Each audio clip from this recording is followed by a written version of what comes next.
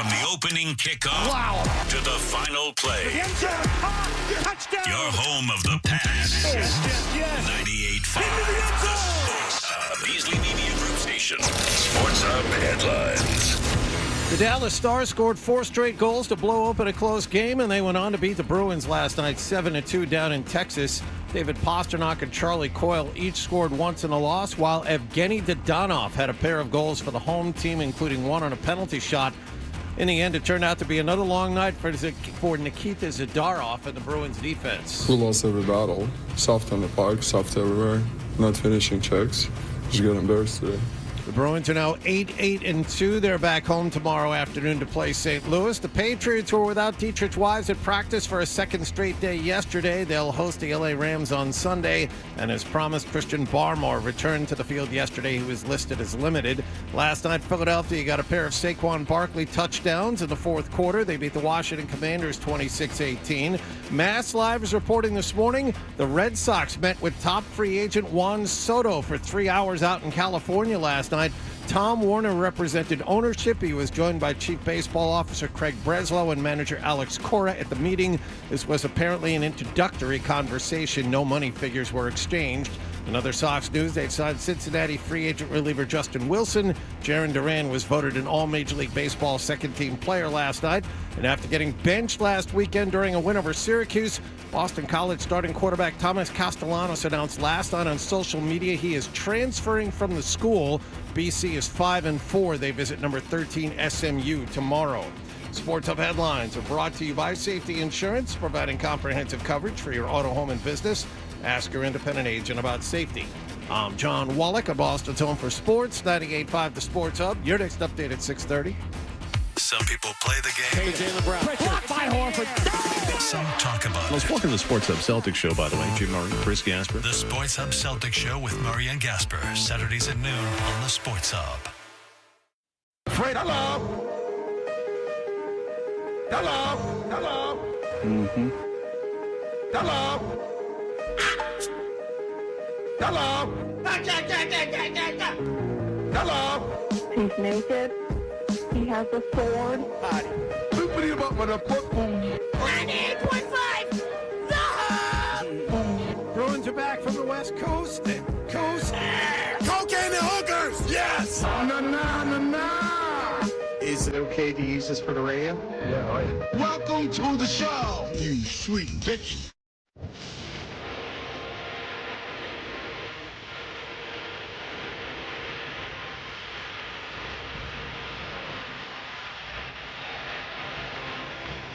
I like that.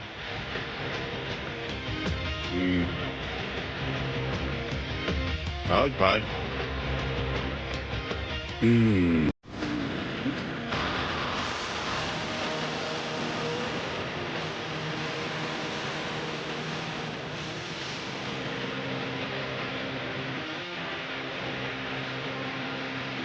Hey, good morning, everybody. Good morning. We are Toucher and Hardy. We're in the Town Fair Tire Studios. You can watch us on YouTube. Just search 98.5 The Sports Hub on YouTube and participate in the chat. Hi there. I don't even know who that is. I have no idea who that is.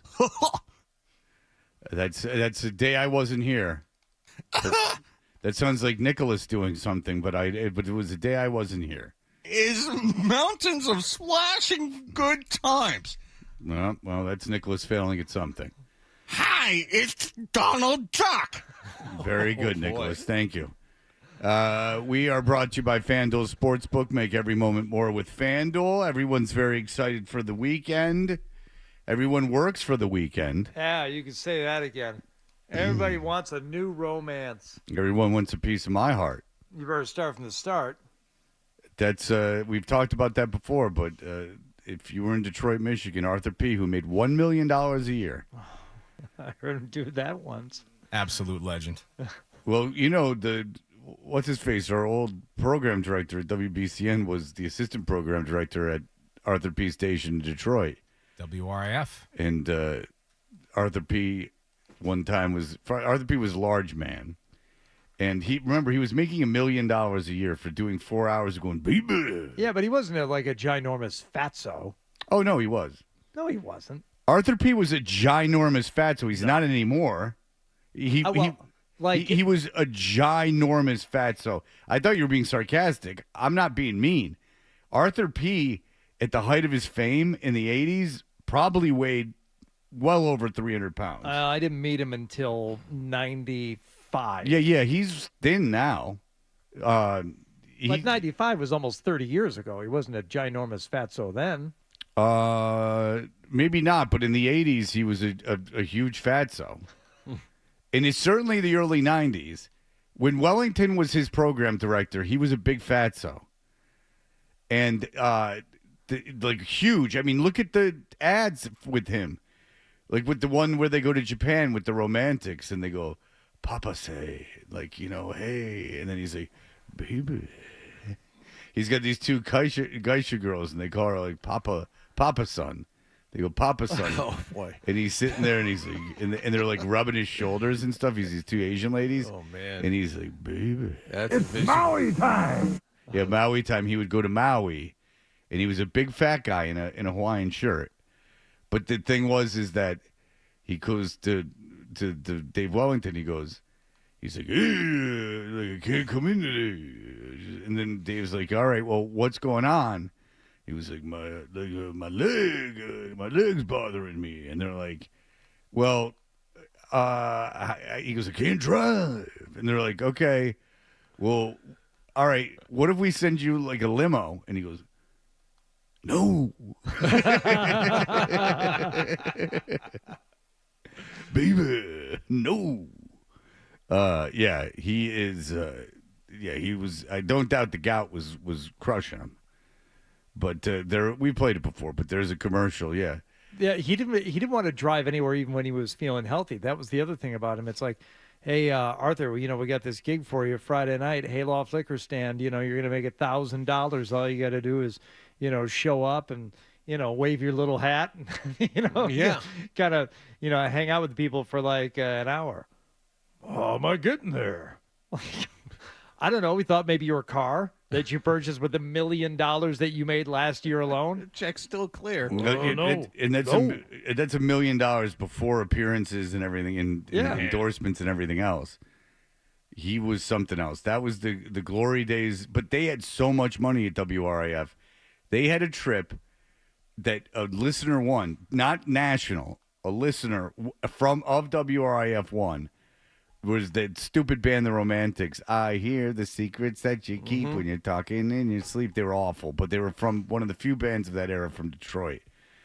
And WRIF flew you to Japan for a week where you like stayed and went around with The Romantics and paid for all your meals and everything and then flew you back from Japan. We did a contest at 99X where it was like something like once-in-a-lifetime opportunities. And one of them that we gave away was to go to space. It was one of those planes that goes above the... goes up into the super stratosphere or whatever. Yeah, we had so much money at 99X that, we had a plane that went up into the super stratosphere. You went to, like... Australia to go see like Silverchair or some nonsense. It wasn't Silverchair. I mean, it was this thing that once a week for a month, we gave away these once-in-a-lifetime experiences, and it was insane. Now, I'm sure the record company was involved in some of them, but whatever. Everyone had so much money that you were just throwing it around like that. Now you're lucky if you get... One time on this show, we gave away a hat. And that wasn't the prize that day. No, but it was a nice hat. That was the grand prize. It was a toque. You qualified all week in the prize. You won tickets to the ski movie. And then when in the ultimate winner of the ski movie got a hat. Yep. That was Friday. Yeah, Friday at 9. Big drum roll. And it was humiliating to do. It was humiliating to do. Oh boy. No, I don't. People love those ski movies and whatever. You get tickets to a movie and you get to go. That's great. Warren Miller. My God. But the grand prize of the winter cap at the end was really, really a low blow. You know, you're right. Every single weekend, like in 90s radio, which you and I both worked in, Fred, you would have, like, I don't know, every hour you'd call in, you'd get a CD, tickets to a show, and then the grand prize would be, you know, either the backstage meet and greet and some other prize back, or, you know, like a trip to go see them somewhere else. And that was pretty common. Although when I got to Vegas, we had to get like more creative with our stuff, because I remember I moved there in May of 1998. I think it was 98, but I know it was May because when I showed up, I saw what the casinos were doing for their promotions. And I never forget this. Showing up, driving into work the first day, I saw a billboard, and one of the casinos was giving away a house a day in the month of May. They were literally giving away a new home every day for a month.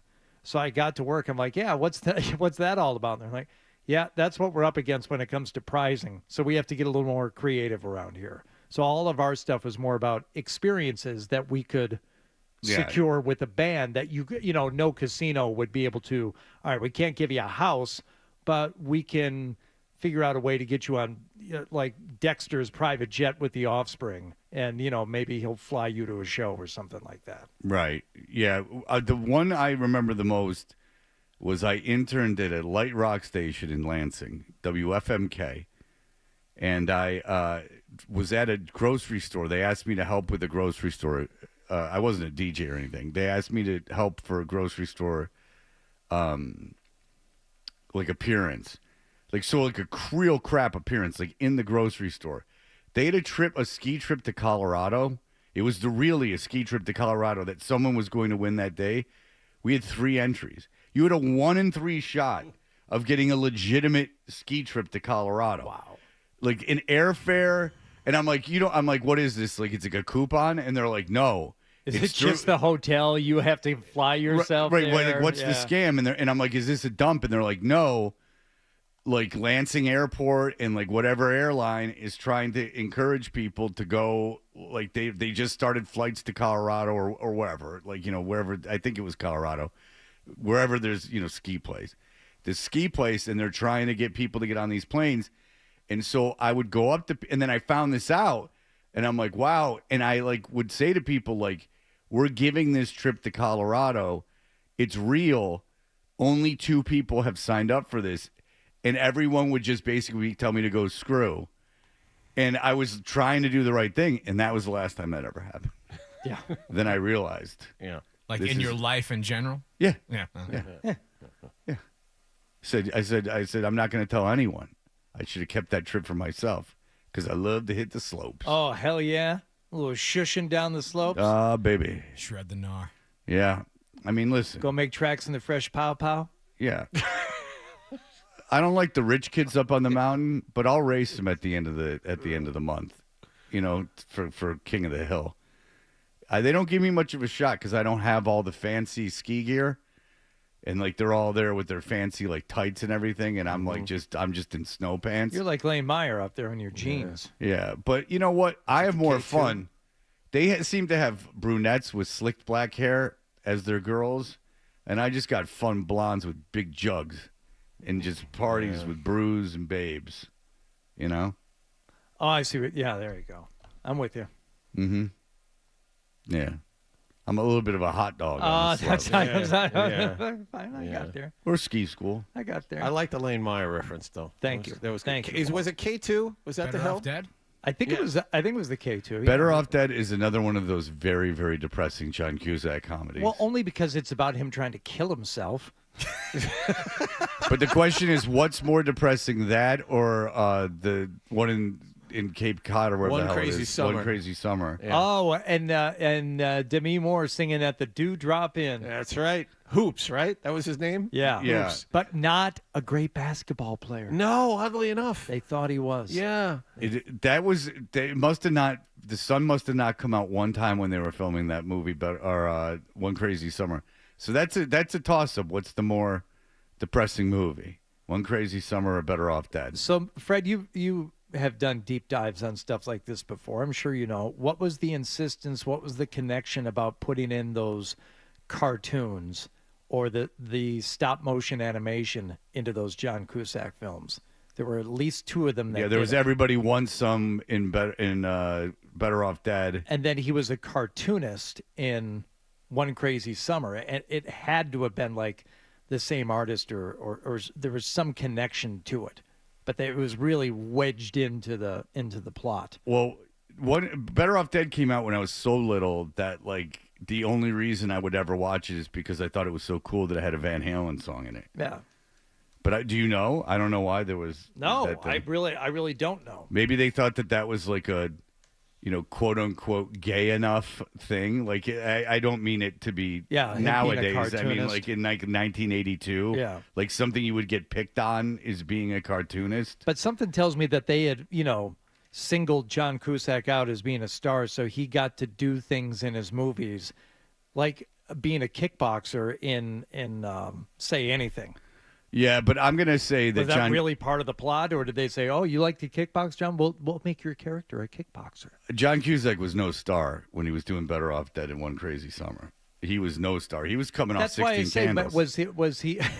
But in an underrated performance, him and the other guy. No, the other guy's the star of that. The other guy is home run star. Ted, that's the prom queen. Just go watch 16 Candles, and just watch it just for the guy that's with John Cusack's brother.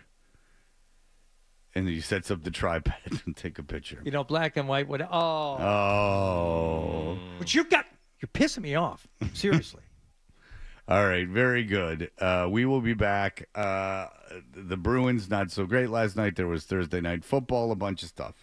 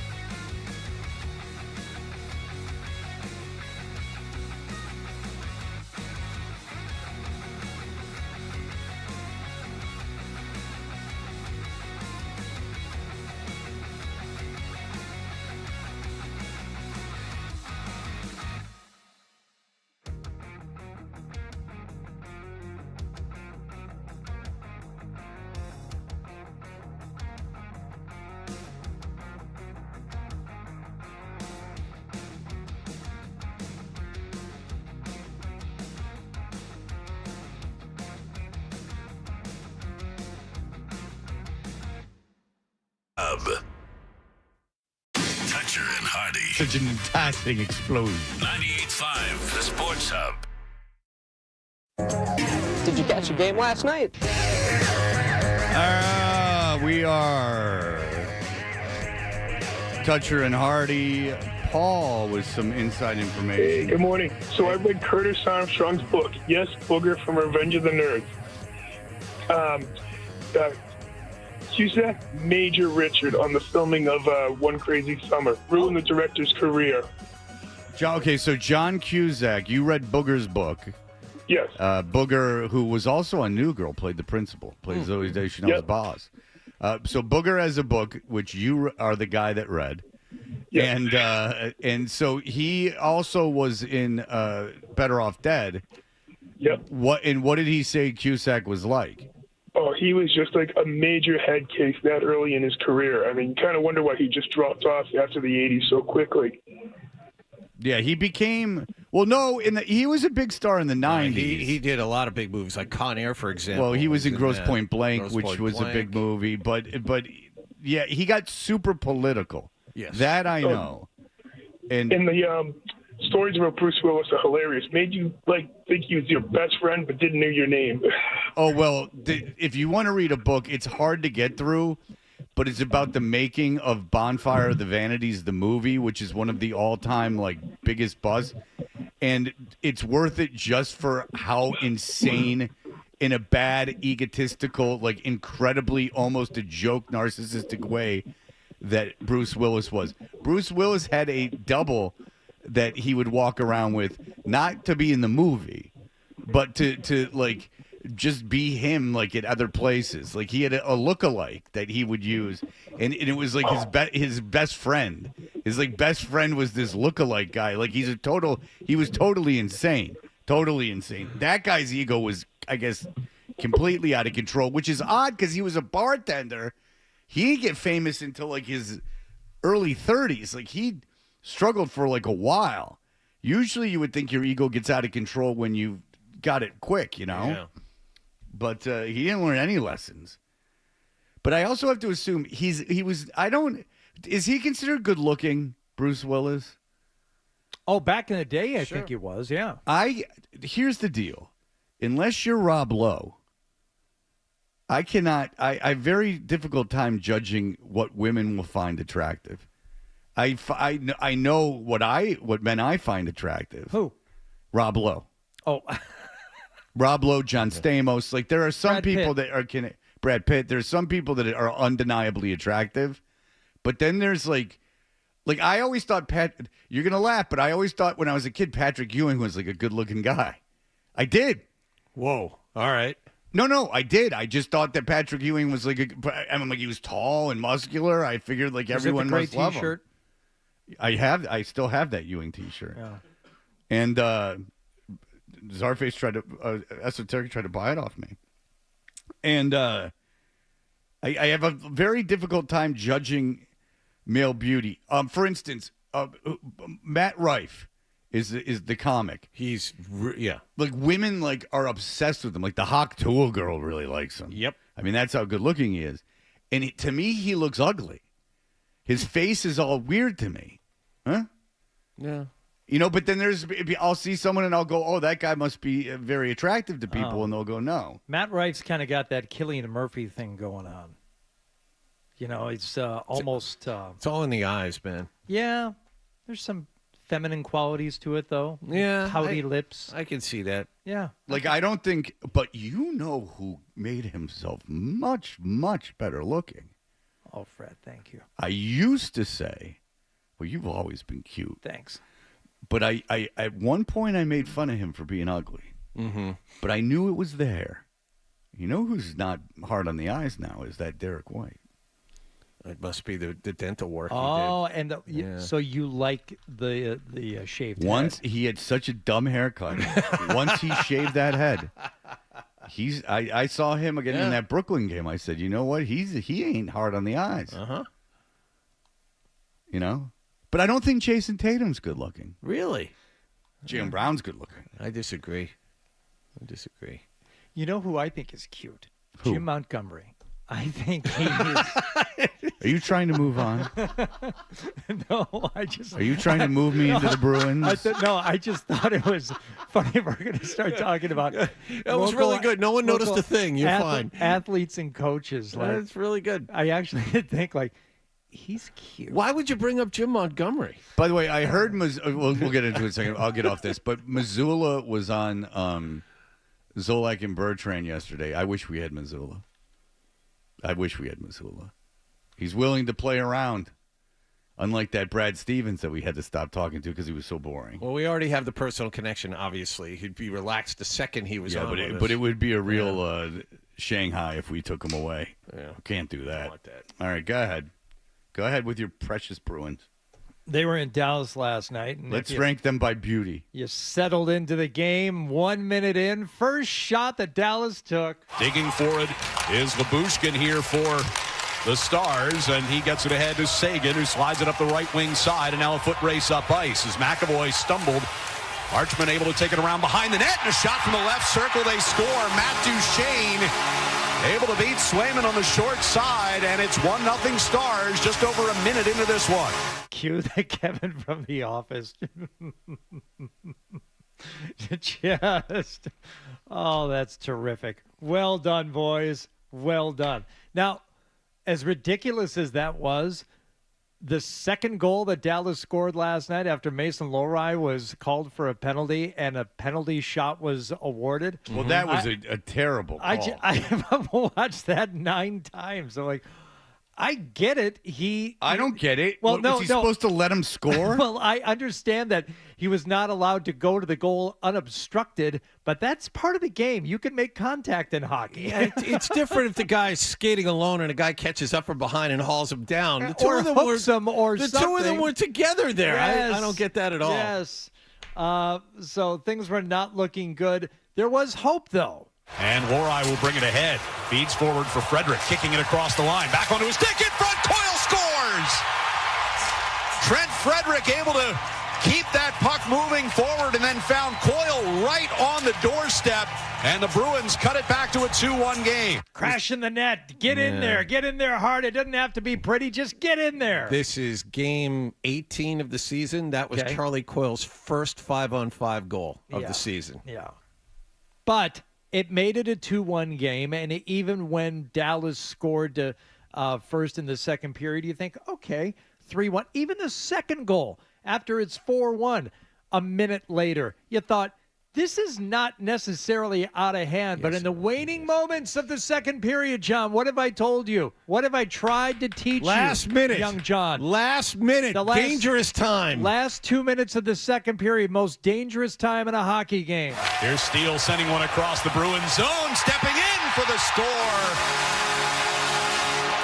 It's Dadonov with his second of the night, and the Stars are pouring it on. It's 5-1.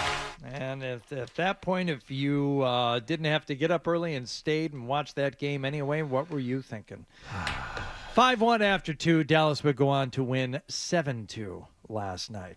Just an ugly, bad second period for the Bruins. They are all over the place, and they'll play well and win. They had a very nice third period in their last game, 3 straight goals in St. Louis to come back and win that game. But after it was 3-1, I turned the TV off. Okay, so I made it to the end of the second period. I didn't do that. Just thinking that it was going to be a game. You give me 3-1, 4-1 going into the third, what you just mentioned. The fact that they were down the other night and overcame a 2-goal deficit and ended up winning the game in regulation. Great. That's fantastic. Yeah. 5-1 after the way they played in that second. I'm like, the only way you're going to be able to turn around the play of that team in an intermission in the second intermission is to replace most of the players. They couldn't get it done. And look, Tyler Seguin, for what he was when he was here and all the thoughts we had about him, the guy continues to play. He plays well, but my larger point was a game in St. Louis. They were playing okay. They were down 2-0, but they were playing okay. So you stick around and say, okay, I feel better about this. Yeah. Last night, I didn't feel good about that game at all. And when it was 3-1, I was sure they were going to lose. And all a head coach wants is to know what he's going to get from his players when they go out there, win or lose. You know, you can put guys online and say, okay, I'm going to get this from this guy, so I'll place him here. Jim Montgomery has no idea what to expect from his team game in and game out. And you saw it the last couple of games. They were terrible last night after being decent against St. Louis. So they're 8-2. That's right about where they should be because there are wild swings back and forth with this team. I mean, Fred, I don't know when early season turns to worry time for you, but they're just kind of floating along right now. Let them float. It's early in the season. If things start getting out of control, then make a change. You're right about at the quarter pole right now. Yeah, and they'd be in the playoffs. Those goals scored a minute apart in the second, and then the fifth goal scored. That was probably the best example of a lack of effort and a team not engaged on that fifth goal in the final moments of the second. They just kind of stopped. They're like, might get beat on this one, might not. It's not like they all know how much time is left. They know the horn hasn't blown. They know they're still playing. But it's tough enough to get these guys to stay engaged throughout an entire shift or an entire period, much less in the final seconds of a period. They just stop playing. They're too slow, and the people on the ice are too slow, and Dallas is too fast. I knew they were going to lose this game.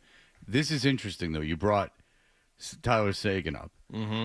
This is interesting other than what you two were yammering about. Okay. But that's what I was looking for. All right, so you have your Seguin fact here? What do we have? No, I have a fun game that we can play. Oh. About hockey.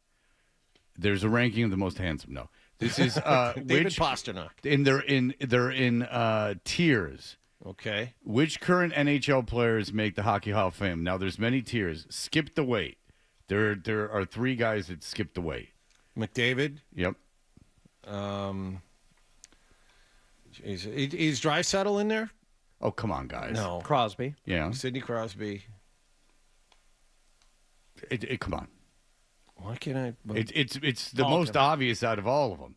Oh, the most obvious? Yeah. It's. I mean, Crosby's pretty obvious, but this, if you're going by accomplishments, is. Oh. Sorry, John. Go ahead. Come on. Thank you. Ovechkin. Oh, jeez. Yeah, Alex Ovechkin. This is going to be fun. Since you guys couldn't get Crosby, Ovechkin, and McDavid. Alexander, you know the guy who's going to lead the league all-time in goals? Yeah, right. Yeah, he might make the Hall of Fame. Right. Now, this is fun. This is where it gets fun. How many of the 1, 2, 3, 4, 5, 6, 7, 8, 9 immortal locks that are currently playing? Okay. Immortal locks. This is, and there's many tiers. This is people that they're like are going to get into the Hall of Fame. It's just not like, they're not like the best of the best of the best, but these are guys who are going to get into the Hall of Fame for sure. And it's not easy. There's a couple that are easy. All right. But there are a few that aren't. All right. Kucherov. Yes, Tampa. Nikita Kucherov. That's very good. That's because that's one of the harder ones. McKinnon. Colorado. No. They have to be older. Oh. Because they're immortal locks. Because a guy like McKinnon, immortal locks is what it says. Immortal, like it's a play on words. Like they're immortal. Oh, I always thought the phrase was mortal lock. I think it is, but this is a play on that. I don't get immortal locks. I don't get the joke. I do not. I was kidding about you guys yammering. I do not hear the joke. I know your instinct is to push. But I was just joking about you guys yammering. I was looking for this while you were talking. All right, because I thought this would be fun. It's not fun. Oh, okay. We can stop. All right. No, I think you'll find this interesting. So these are, we won't go past this. These are immortal locks. Okay. These are the older players that they believe are going to get into the Hall of Fame, no problem. Okay. You got Kucherov, which is not an easy one. Okay. There are some easy ones on here. I thought we just decided it wasn't funny. You were just going to tell us. Well, I'm interested if you can guess. I mean, it's no fun if you don't. I think the blame's being put on the wrong person. I mean, like, you could just name hockey players and I could tell you no, or we could sit here in silence. This is something that Let's do the latter. All right. This is something I've done. Do you feel uncomfortable saying a name because you'll feel foolish? No. Yeah, because you're such a dick when we get one wrong. You're like, no, no. Austin Matthews. You said Connor McDavid and say David Paz. No, no, you have to think older. Draisaitl and Austin Matthews are too young, right? Draisaitl and Austin Matthews are too young. These guys are all older. They've done it already. Like, basically, they're locks because they've done it already. They've got the resume to get in right now. Why am I this is bothering me. Malkin. Yes. Jenny Malkin, that's a good one. Yes, yes. So you both have one. And by the way, audience, know what's happening here. They see how they both react. John goes into a self-deprecation mode, which is much kinder than Hardy, who just screams and yells at me because he can't think. Yes, Be Real, you got the most obvious one. Go ahead. Be Real just got the most obvious one. This is funny. Who might make the Hall of Fame that's playing right now? For sure. That's older. That will retire probably soon. In their 30s. Who are some guys in their 30s that let's just talk about guys in their 30s that are good. Is there anyone that's good in their 30s? No, I'm sorry. There's no one that's good in their 30s. I don't know. Maybe it's too early. I'm drawing a blank. I can't do this. Well, that's great because we're Nathan to the show. I always thought Chris Kelly was good, but he's pretty good anymore. If you can think Brad Marchand. Brad Marchand is one. There you go. I'm going to give you one more minute. Brad Marchand. There it is. You got Marchand after Kucherov. Yeah. You moron. For some reason I didn't. Malkin at least is a good guess. There's two guys that are way better than all of them. But they have to be current players. They're current players in their 30s. Because there's okay, I'll tell you this: Victor Hedman, you probably wouldn't. No, get. I never would have gotten. Right, Eric Carlson, you might not get. No. Kopitar, you might not get. No. Okay, so I just gave you those. I feel that especially John, who really his only reason here is not to entertain, but to have sports knowledge. Yeah. Should be able to name these three guys, or at least two of the three. I could do it. And I'll even allow a name that's not on there because it's similar to one of the names that's on there. You have 20 seconds, or you're going to be fools. Just start saying names already. You're better off just saying names. Just say names. I have a 12-second. Don't look at your computer. Say names. I have a 12-second drum roll that I'm going to play. Thank you. Jack Eichel. No. It's no. Too young. Cale Makar, Colorado. Get on the microphone, stupid. Cale Makar, Colorado. No, oh, boy. He's too young. Why am I? Could you take the SAT, or did you just throw up on it? I just threw up on it. I didn't go to. You follow hockey a lot. Like you were a big hockey fan. I am, but it's not my best sport. I took a Tylenol PM last night at 8:30. All right, you're excused. I'm a little cobwebby. You're a little groggy. Right, I'm going to put an end to this. All right. Thank God. Steven Stamkos, I know how you wouldn't get that. Well done. Patrick Kane, that was tough. Kane, right? And Marc-Andre Fleury. Those are very different. I wouldn't have gotten Fleury. Well, fair enough, but Kane and Stamkos absolutely should have gotten him. Okay. And there's, by the way, one, I'm not going to do it, but 1, 2, 3, 4 more tiers of them. And you couldn't get more than 3 of the second tier. Now, the third. You couldn't think of Ovechkin. No, I know. But Draisaitl will be a tier. Yeah. Will be a tier. But then when I told you, when I told you that they were in their 30s and they're already had made it, that eliminated Draisaitl. Stamkos, I definitely should have gotten. Jesus. Well, you should have gotten Kane too. He's a big star. He won multiple cups. He's good looking too. But I would have even counted Taves, who's not on that list. But if Taves and Kane kind of go hand in hand, I would have counted Taves because I'm a nice guy. I think we learned more about you two. John at least crept into himself and got off mic and started saying things over here. And Hardy just attacked. It don't matter. None of this matters. All right. Well, that's what you say. Well, that's what I say about every Hall of Fame. Wait until you make it. Radio Hall of Fame, please. Yeah. All right. So we'll be back. Thursday night football occurred last night. Sports Hub headlines. Evgeny Dodonov scored a pair of goals, including one on a penalty shot, and Dallas blew out the Bruins last night down in Texas 7-2. David Pastrnak, his 8th goal of the season and a loss for the Bruins. Their next game is against St. Louis at TD Garden tomorrow. Patriots are without pass rusher Dietrich Wise again in practice yesterday. They host the Rams on Sunday. Christian Barmore was on the field and listed as limited. Mass Live is reporting the Red Sox had an introductory 3-hour meeting with top free agent Juan Soto last night out in California. Tom Werner, Craig Breslow, and Alex Cora represented the team in the meeting. The Sox yesterday also signed Cincinnati Reds free agent lefty Justin Wilson. And last night, Jarren Duran was voted a second-team All-Major League Baseball outfielder. Sports Hub headlines are brought to you by East Coast Metal Roofing, the official roofing partner of the Boston Celtics. Mention 98.5 The Sports Hub and get 10% off your new roof. Visit eastcoastmetalroofing.com. I'm John Wallach of Boston's Home for Sports, 98.5 The Sports Hub. Your next update at 7 o'clock. More Toucher and Hardy on the way on the Sports Hub.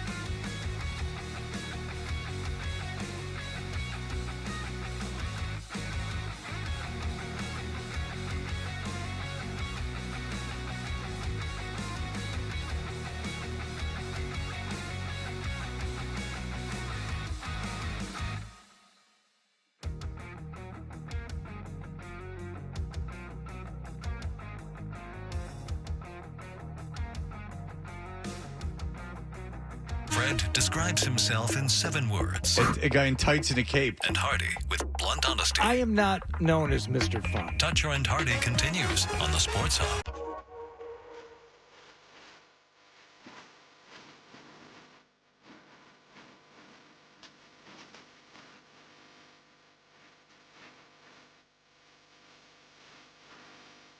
Hey, we are Toucher and Hardy, brought to you by FanDuel Sportsbook. Make every moment more with FanDuel.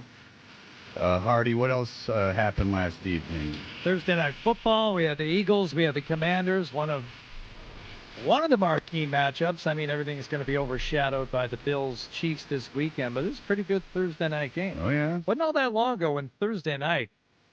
I don't know if it was just luck of the draw or if they didn't care about the scheduling so much. I remember John McClain from Houston saying once that it was when the Houston Texans were in the doldrums, and we were asking him about a Thursday night matchup, and he said, this isn't just the worst matchup I've seen this season or in this team. He said, this might be the worst football game we're about to witness ever, and it was the Thursday night game, and that just seemed to be where the Thursday night games ended up happening. But not so the case this year, certainly not last night, as things were tight after Jalen Hurts went down in the second quarter, spiked to the turf, ended up making it through concussion protocol pretty quickly. Mm-hmm. Managed to... Half an hour. Yeah. He came right back. Yeah, he's managed to convince everybody that he was A-OK. So, close game, fourth quarter. Barkley, first down, 20, 15, 10, 5, touchdown, Barkley! There it is, 23-yard explosion. 23 yards for the touchdown, made it 19-10 Philadelphia in the fourth. But Jaden Daniels and the Commanders not out of it yet. On first down, Daniels goes back. He lets it fly. It's intercepted. It's intercepted by Blankenship. I believe he caught it. Which would give Philadelphia a chance to extend their lead. Under center, Hurts, sneaks, and it is a touchdown. The Eagles score and take the lead. There you go. Actually, it was a second Saquon Barkley. That was mislabeled there. Saquon Barkley with the second touchdown there. They would go on to win last night, and afterward, Jalen Hurts making jokes about it. It's like, yeah, I guess he didn't say trick them, but he said I managed to get past the concussion protocol. Said something about it. Had a few other comments in the post game about his concussion protocol. Couple of cocktails after the game. I mean, there's nothing wrong with that. Yeah, I don't know that the NFL is going to like those jokes. No. Well, I mean, with all the Tua stuff, why wouldn't they? It's great humor. Yeah, it doesn't seem to be something that they're going to have a lot of sense of humor or about. The Players Association, for that matter, because when you're suing the NFL for all this money about concussions and your players are joking about them. This is one of the things that I think he was asked about the play that took him out of the game, and he said, I don't remember what you're talking about. Probably not the word I should say right now, but I don't know what you're talking about. Boy. That's probably not good. Or was he kidding? I don't know. I don't know either. I think he was kidding, but once again, I don't know that they're going to have a lot of sense of humor about that stuff. All right, question for the room. Big game for the Washington Commanders, obviously. This is the biggest game they've played in a real long time. Yes. Fourth quarter, you're down 12-10, Washington is. You have 4th down and 2 at the Philadelphia 26. You can either kick a field goal to go up 13-12, or you can go for it. What do you do? It's in Philadelphia? Yep. I would go for it. I would go for it. Okay, well, that's exactly what they did. And Jaden Daniels was stopped short. Philadelphia goes down the field and scores that first Barkley touchdown, and for all intents and purposes, the game is over. Well, also, if he doesn't throw that pick and Barkley gets a long TD run to get his second TD in 20 seconds, you know, I mean, a lot happened in that game other than that 4th and 2. It didn't come down to that. I understand what you're saying. Yeah, it's an interesting question. It was in the fourth quarter. No, but I understand. It's an interesting question, but things happened in that. Like, you know what I'm saying? Like, that wasn't the pivot point in the game necessarily. Maybe it changes momentum. Maybe things are a little different. Yeah, maybe. Yeah, but I would have gone for it because if you get it and then you get the touchdown, maybe you don't lose regardless of what happens after that. You know, if those things happen after that, you don't lose. I just wonder how many people want Sirianni fired now. I mean, he's a dick, and When he ultimately ends up losing and gets fired, I think it's going to satisfy a lot of people. He's treated poorly, a la Belichick. But right now, all these calls to have fired him all this season are ridiculous. Ridiculous. Now, couldn't they beat the Lions in the playoffs in Detroit? Absolutely not. The Philadelphia Eagles are the 2 seed as Yes. of this morning. They're 8-2. 8-2. If they, but it looks like Detroit probably will have home field throughout the playoffs, and I don't think there's any way Philadelphia can beat Detroit in Detroit. Yeah, and you know what? I mean, the Packers aren't going to catch Philly, and maybe with Sam Darnold going back into Sam Darnold, Minnesota's not going to catch him either. No, Minnesota is a nice story and a really good defense, but that's not a. I've seen them a couple. That's not any kind of elite team. They're not. I mean, even with their receivers, they're not a scary team. Minnesota should be scary, at least offensively. The best team I've seen in the NFC outside Detroit and Philadelphia is Arizona. I mean, that's the team that's playing the best right now. Now, granted, they played a Jets team that quit, but they've been very, very good in the last handful of games. Actually, I was just going to say Arizona goes to Minnesota in a couple of weeks. Yeah. That'll be the game for both of those teams. But look at, dude, I think Arizona's in the same stratosphere as Philadelphia and Detroit. No, but I think that should be the matchup. It would be great. Detroit against Philadelphia at Ford Field for the NFC Championship. I would go because I would not go to the Super Bowl, but I would go. How are you feeling about going to the Super Bowl there, Hardy? I know you were back They and asked forth. about it. Louth asked about it yesterday. About the show going? No, just you. It's not an option, the show going, but no. he said that you had mentioned wanting to go, and he seemed open to that because the rooms are only $200. Oh, okay. I didn't. I mean, I looked just personally, and everything was still blocked. Like you can't book a hotel room anywhere near there. So he must have access to. Jim, he got a Jim group. seems to think he's got a block. No, he does have yeah. a block, but you can't get a refund, and you got to do it now. Yeah, I mean, How you feeling? We'll talk. I said we'll talk about it. If he's not leaning one way or the other, let the man think. He doesn't have to make a decision. No, I mean, I would if the Lions are there, I'm going. I'm going on my own dime. I mean, I'm going to go, and I would presumably go a couple days ahead of time and do the show from down there, and maybe add some Super Bowl context to things. But I don't also feel like I need to be down there for the week. No, a couple of days. If the Jets ever made the Super Bowl, I would not go. Why? What do I need to be around a bunch of Jet fans? The Jets have been to one Super Bowl, not even in your lifetime. I do what my dad does. I lock myself in a room. It's never going to happen anyway. Plus, I'll be in a hospice if it does. Well, it's not going to happen for at least the next 5 or 6 years. That's true. Well, you don't know that. Yeah, no, it won't. Who did the Jets have this weekend? Oh, they got a big matchup against Indy, which they'll lose. You watch in Indy? No, it's in New York. Oh, there you go. Oh. Watch Richardson rush for 500 yards. All right, we'll be right back.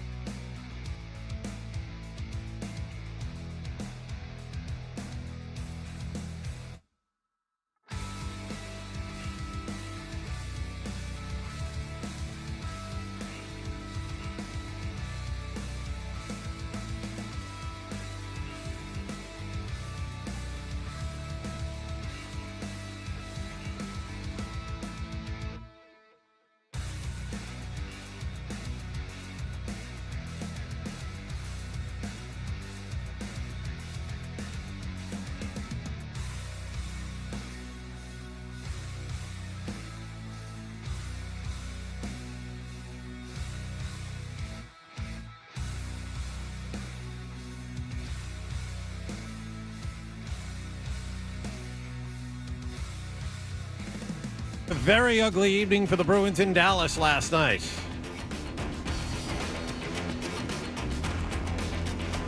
Bruins were beaten in Dallas last night 7-2. As a result, they're back at 500 with a record of 8-8-2. Charlie Coyle scored in the first period to cut the deficit to 2-1, but that was it for the night for the Bruins. Evgeny Dadonov scored a pair of goals for the winners, and that includes one on a penalty shot. The Bruins' next game will be at home tomorrow afternoon against St. Louis. Patriots are without Dietrich Wise for a second straight day at practice yesterday. The team will practice again today. They'll play the Rams at Foxborough on Sunday. Christian Barmore on the field yesterday for the first time. He was listed as limited. A big game in the NFC East last night in Philadelphia. The Eagles held on to first place with a 26-18 win over the Washington Commanders. Mass Live is reporting the Red Sox had an introductory 3-hour meeting with top free agent Juan Soto last night out in California. Tom Werner, Craig Breslow, and Alex Cora represented the team at the meeting. No dollar figures were exchanged. Apparently, this was more of a get-to-know-you conversation. And after the roof at Tropicana Field was torn apart by Hurricane Milton, the Tampa Bay Rays announced yesterday they'll play the 2025 season at the Yankees spring training facility about 20 miles away from there. Sports Hub headlines are brought to you by Welch Welding and Truck Equipment of North Chelmsford, one of the largest swap hog dump body dealers in New England. Check out welchwelding.com or call 1-800-USA-PLOW. Buy now and save big. Welch Welding and Truck Equipment in North Chelmsford. I'm John Wallach of Boston's Home for Sports, 98.5 The Sports Hub. Your next update at 7:30. Boston's best sports talk. There's an app for that. Download the Sports Hub app for loads of stuff. Absolutely free. Connect with the shows, get podcasts, and more. Get it where you get your apps. Or at 985sportshub.com. Hey, if your alarm clock sounds like this, this is the show for you. Toucher and Hardy, the Sports Hub.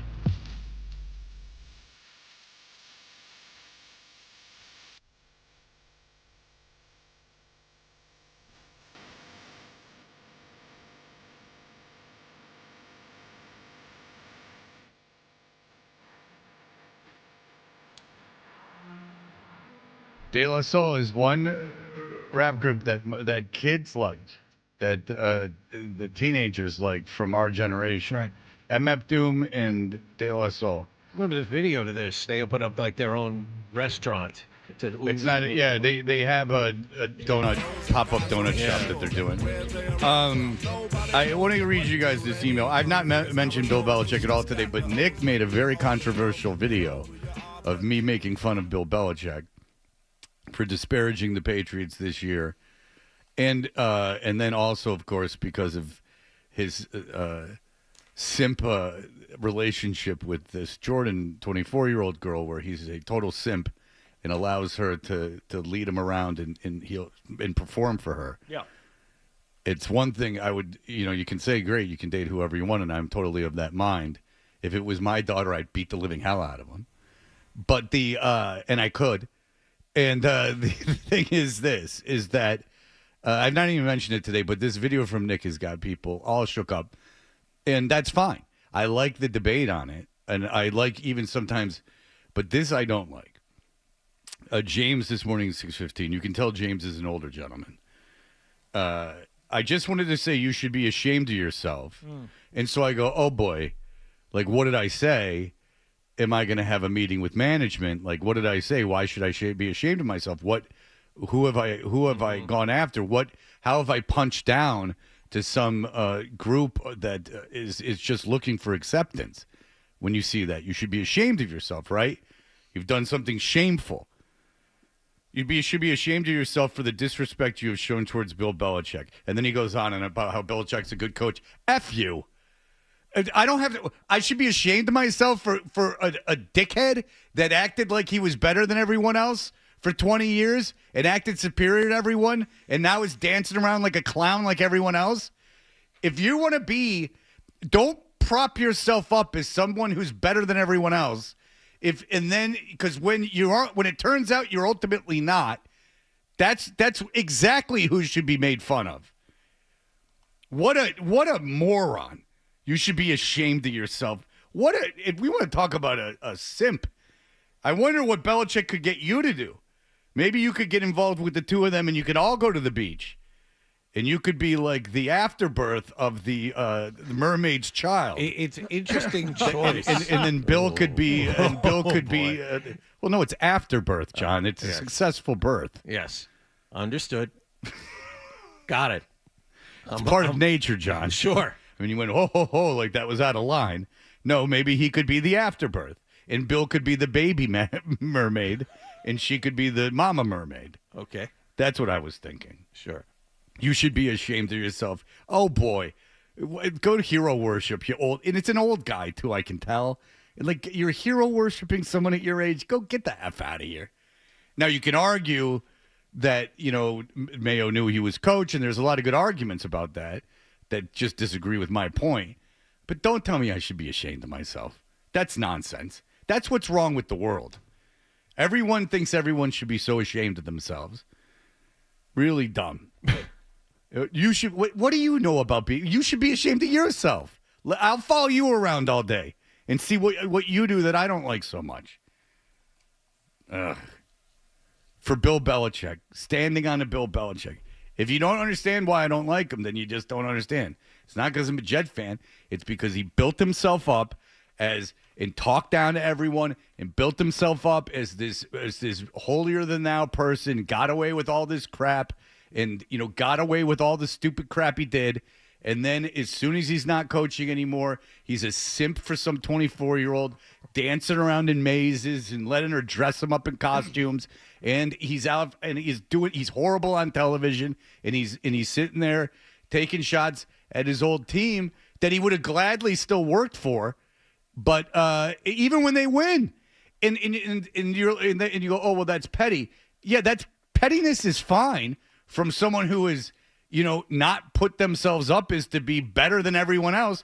Pettiness is something that I have as a character flaw, but I'm very open that I'm not by any way, any way, shape, or form better than anyone else, in my opinion. But you acted like you were a lot better than me and John with that hockey thing earlier. That was. I was trying to have fun, and I think that you guys thought there was too much pressure on you, and I didn't mean to put it on you. For that, I apologize. But the notion that you should feel shame for commenting on the ridiculous antics of Bill Belichick, that's funny. No, there's no reason that you should feel shame for commenting on something that nobody could have predicted he would be out doing. The fact that he's on social media to begin with, but then he's dating. How old is she? 24. And he's taking pictures with her doing what? Yeah. Oh, do you look at that online and go, "That's my head coach"? No, that is just something that is worthy of. That's my guy. If you're not prone to ridicule because that's just not in your nature, fine. But to say that anyone else can't ridicule it, oh well, now you're just being ridiculous. Okay, not to use that word again, but that is ridiculous. Of course you can. And it's punching up and it's everything else. I'm not going to be ashamed ever about punching up. And by the way, I'm 49, so it's not even in the same ballpark. But if I had a friend who was 49 that was banging a girl in her early 20s, congratulations. In fact, I do. And so, and that's awesome. I don't care. But I'll tell you this. If they were on Instagram or Facebook or something and he was dressed like an effing fisherman with a effing pipe in his mouth and he had caught this girl, regardless of age, but it would make it funnier if she was younger. And he had caught this mermaid. I would never stop making fun of him. And neither would any of my other friends. We would never stop making fun of him. And do I? Yeah, I have friends my age that bang girls in their 20s. I have a lot of friends my age that bang girls in their 20s. You know why? They're rich. All right. Bert Breer's the senior NFL reporter and lead content strategist for the MMQB. Girls like no idea what I was walking into here. But, yeah, it's amazing. Like, people are like, oh, my, Bill. Like, yeah, he's rich.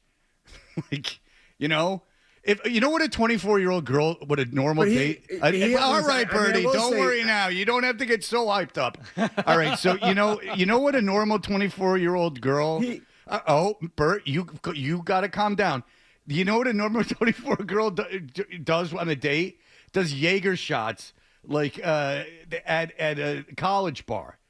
You can take this girl to Nantucket and put her on your private and your yacht.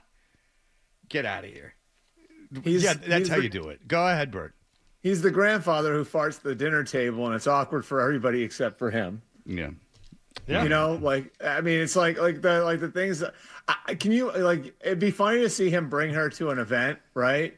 And I guarantee you, he brought her to the Tom Brady thing. Yeah, it would be weird for everyone except for him. You know what I mean? And everybody would be like, "Oh, this is and everybody feel a little awkward," but it wouldn't be for him at all. Okay, I know a guy who's friends with. I heard one of the shows that he's on. She's in the control room. Yeah, well, yeah, because he's a simp. He's. I have a friend who is only one thing's undefeated, Fred.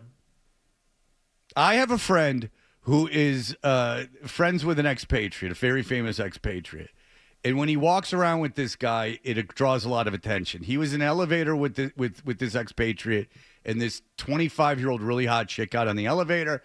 Goes blah blah blah blah blah. He started finessing her. Next thing you know, they're dating. I went out to eat with earlier this year.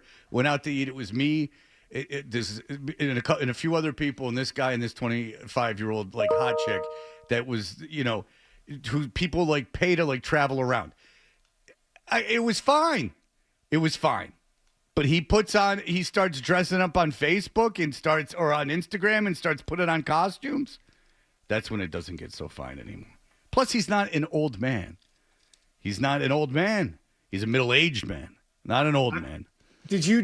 What was your favorite? Was it the fisherman picture, that costume picture, or the one where he was clearly posing for Instagram? Where she was. He was leaning up against a fence. Yeah, when he was the stolen valor one with his Navy hat. Yeah, I like I like the costume because it opens up that she could get him to do anything. She could really get him to do anything. So does the Instagram photo session on Nantucket, because he wouldn't do that for anybody else. You know what I mean? Yeah, it's an evolution. I'm with you. When that first happened, it was funny, but she had to do that to get him to do the Halloween stuff, Yeah. So, would you be surprised if honestly, you'd think it was funny, but would you bet $1 million that this wouldn't happen? She's dressed as Santa and Belichick is a bad boy that's on her lap. I was going to ask you what the next step is. I guess there it is. Oh, right? I'm just thinking the next holiday. We've plumbed the depths of this already, but just know, Bert, there's no right or wrong answer. But at this point in this room, we feel anything is possible. Would you bet $1 million against it? No, I wouldn't. I wouldn't. I mean, there definitely could be. I mean, I don't know if they'll be attending a holiday costume party, but. That would definitely be. I would say that would definitely be in play now. I mean, based on the evidence that we have. Yeah, and she's definitely doing it just to show she can, in my opinion. Bert Breer is the senior NFL reporter and lead content strategist for the MMQB. Getting down to business with Bert Breer is presented by Bentley University, where good business begins and leaders come to learn. Bert joins us on the Volkswagen Dealers Expert Hotline. We have 5 minutes left in this segment, so let's just go to last night. Have people calmed down about Sirianni losing his job? Right. Isn't it crazy though? If you think about all right, so what we're dealing with in New England now, versus where Nick Sirianni's been the last 3 years. I mean, he inherited a 4-1 team. They went to the playoffs his first year. They went to the Super Bowl his second year. They went to the playoffs again his third year. He hit a little slump there at the end of his third year. His seat could not be hotter coming into the year, and now he's 42-19 as the head coach there. I mean, in what other place would we be talking about a guy's job security where he's 42-19 as the head coach? It's I've said this a few places. The NFC East is like the SEC. Yeah. Yeah. The expectations are so high, and then. The minute you lose, everyone wants you. It doesn't matter what you did before. Right. It's only what you did in the last 5 minutes. And, it's just completely unreasonable. And the fan bases are The fan bases are like a little delusional. So yeah, I mean, I look at like the job, and he's doing it with 2 new coordinators, which is, I mean, pretty impressive too. They've won 6 games in a row now. Saquon looks odd. I mean, Saquon might be the MVP of the league. You know, Jalen Hurts has played good and all that. But if you really watch them play, and you've seen them play over the last, I mean, really going back to the beginning of the year, Saquon Barkley looks like one of the best players in the league, you know, and now I'd say they're a real Super Bowl contender, no question. Yeah, how do you think they match up? We were talking about, you know, obviously the Lions, maybe not so much the Vikings anymore in terms of teams that really have a shot at being there at the end. Philadelphia, I think, has cemented themselves in that conversation now, which is probably the most surprising out of the ones that you can still talk about. I mean, like, so it's 2 different things, Hardy, right? Right. It's like the teams that you view as like really good teams in the NFC, and then how many teams can you realistically see getting to the Super Bowl? I think it might be 3 now. Like, I'd say Philly, Detroit, and the Niners. I think it's those 3. I'd put the Packers on the periphery of that too. Like, I could see the Packers getting hot the way they got hot at the end of last year, maybe being dangerous when they get to the playoffs. But really, to me, I feel like those 3 are sort of the ones that you really, you know, when we get to January, would be the ones that you would envision being able to get to the Super Bowl. No Arizona, huh? Is even as good as I like Arizona a lot, actually, but I don't know if could you see them winning 3 playoff games though? No, I don't. But I've just been, I mean, fairly impressed with how they've been playing lately. Murray seems to have Murray's figured it out. So they just seem impressive. Do you really think San Francisco though? Yeah, that's the one that I think they have even more. Even though they have Christian McCaffrey back, I mean, Debo's playing hurt. He's a shell of what he used to be. It just seems that defense isn't what it used to be either. Yeah, we really haven't seen them with all their horses going at once. Now, because they're a little older now, John, I could see some skepticism that they'll be able to get there. I totally get that. But, I mean, right now they're 5-4, right? Yep. So last year at this time, I believe they were 6-3. The year before that, at this point, they were 4-5. The year before that, they were 5-4. But not as beat up as they are this year. Yeah, but they're really exactly where they were the last 3 years right now. And I don't know. I just believe in that group and their ability to really jam on the gas pedal when they need to. You know, I don't know. Like, all right, so like, would Debo be the of their core players? Like you mentioned, Debo is probably the only one that you look at and say, okay, maybe he can't get back to the level he was. I think every other player on that roster you look at on that level, like your Fred Warners, your Nick Bosa's, your George Kittles, your Christian McCaffrey's, you can envision all of those guys getting back. And I think Brock Purdy's better for having gone through all of this, you know, because he did have to carry the team for a little while. So I don't know. Like, I don't think they're as good right now as Philly or Detroit, but a month from now, could they be, based on their experience, based on that roster, based on the coaching? I think they could be. All right, look, we'll look at this. We're right on time. All right, Bert, are you still in Philadelphia? Philly, yeah. Okay, cool. Sorry about the technical issue there at the beginning. It's not your fault. That was not me being late. No. It was not. I wasn't going to bring it up. It's fine. It's not your fault at all. We appreciate you coming on from Philadelphia. Did you get a run in this morning? I did. But in fairness, that didn't have anything to do with he was raring to go 20 minutes before. I wanted to make sure he got his run in. You know, he's better, he says, when he gets his run. But when the boy behaves, I don't like us making it seem like he's going to be punished. No, it's but mixed messages. Guys, I mean, the delay really gave me a good chance to take in the Belichick, because I saw I haven't listened to the podcast from the other day, but I know this is an issue that you guys are hot on, and so it gave me a chance to really take in Fred's take on Bill and his young acquaintance. It's not even that he's dating a young girl. It's just that he acted like he was so much better than everyone, and now he's just someone whose family doesn't. But in that department, he never did. To be fair. No, but to be fair, he treated everyone like he was. They were the holier than thou thing exists with him, but it was never holier than thou in that department. You know what I mean? Well, no, he never addressed that department. It was never holier than thou in that department. He just acted. He always sort of has been who he is in that department. You know what I mean? It's not him dating a younger. Rex Ryan goes and bangs a 19-year-old. It's funny, it's funny, whatever. The idea that Belichick, leader of men, you know what I'm saying, Bert. You know more than anyone. There's a certain kind of coach that really has a Christ kind of pose about them. You know what I'm talking about. Yeah. They feel like they're a military general, a leader of men. They feel that they're better than you. And they act that way. And to see them flots around like a dead fish like a fish dying on the beach, pun intended, and not that it's not that he's dating a 24-year-old. That's just kind of gross. It's about that she is the alpha in the relationship, and is that guy, that big leader of men, 8 rings, that big, running up the score, Bill Belichick, now is being led around by the nuts by some whatever chick from Bridgewater. No more. Save it for the other side. We're going to break. Yeah. All right. We got a break. We'll be right back.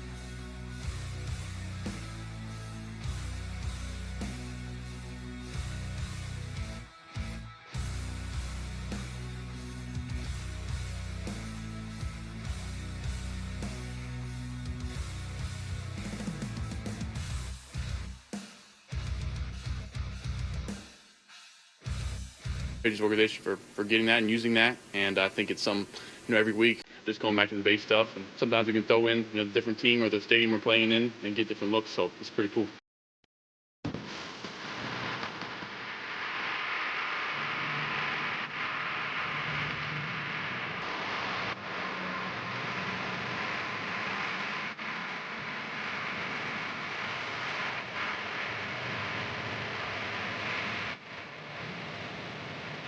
Hey, we are Toucher and Hardy, Bert Breer from MMQB and on the Amazon broadcast.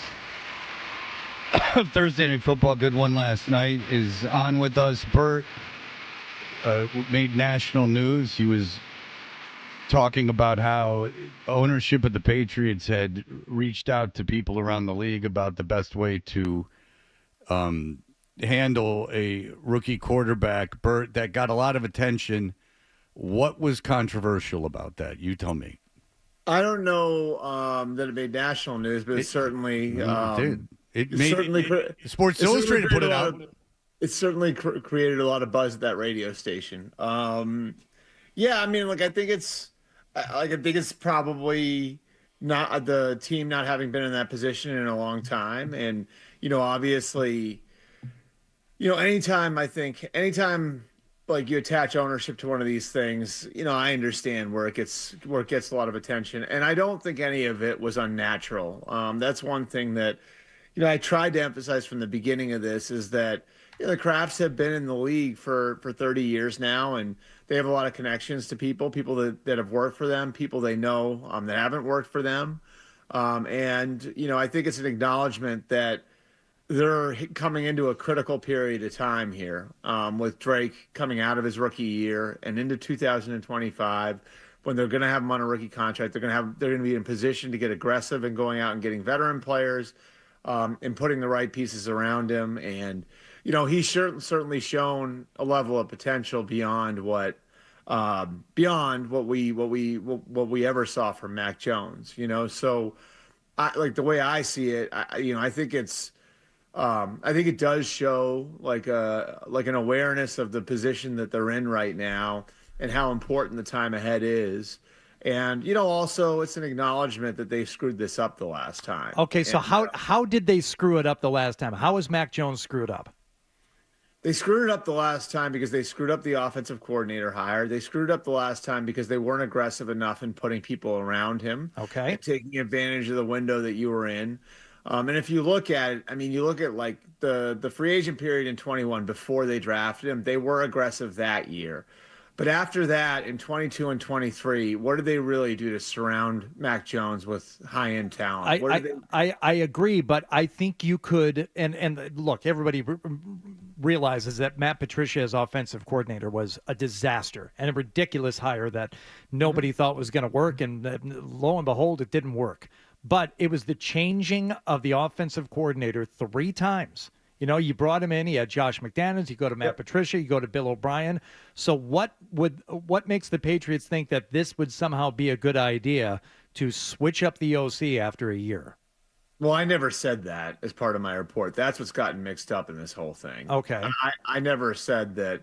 And that's what was a little frustrating about where this went is it immediately went back into what other people wanted to talk about and had been talking about for 2 months. I think Alex Van Pelt has done a pretty decent job, guys.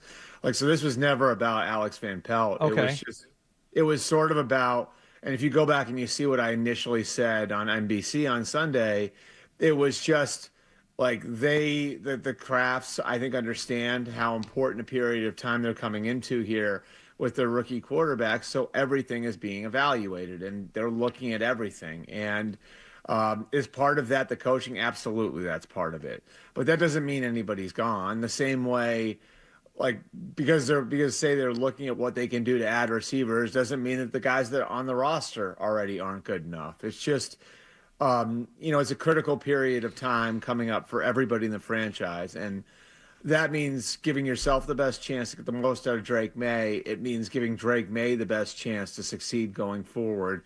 I don't think Mac Jones ever would have made it as a franchise quarterback, to be clear. But because I just don't think he's got like the physical. I don't think he's got the ceiling physically to get where you need to go in today's NFL. Did you think that after his first season, though, Bert? I thought the path. 'Cause I thought he could do it. After the first year, I thought he could do it. Did you think that he was? I never thought he was going to be like a top 5 quarterback. No, but I never thought he had the physical capability to get to the Josh Allen, Patrick Mahomes, Justin Herbert, and that bar is really high in the AFC. Like if you look at it, right? So I'm not even talking, and forget top 5. Like could he wind up being a top half of the AFC quarterback for the next 10 years? After his first year, I thought that given a few years that he would be able to develop and be a quarterback in the NFL, whether it's the top half or not, I don't know. But now we know that's not the case. Well, no, he can't. He doesn't have any of the physical traits that any of the top quarterbacks in the NFL have. None of them.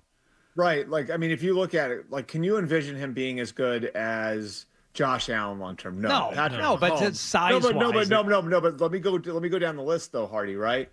Just in the AFC, Josh Allen, Justin Herbert, Joe Burrow, Lamar Jackson, Patrick Mahomes. I'm at 5 now. CJ Stroud, Trevor Lawrence.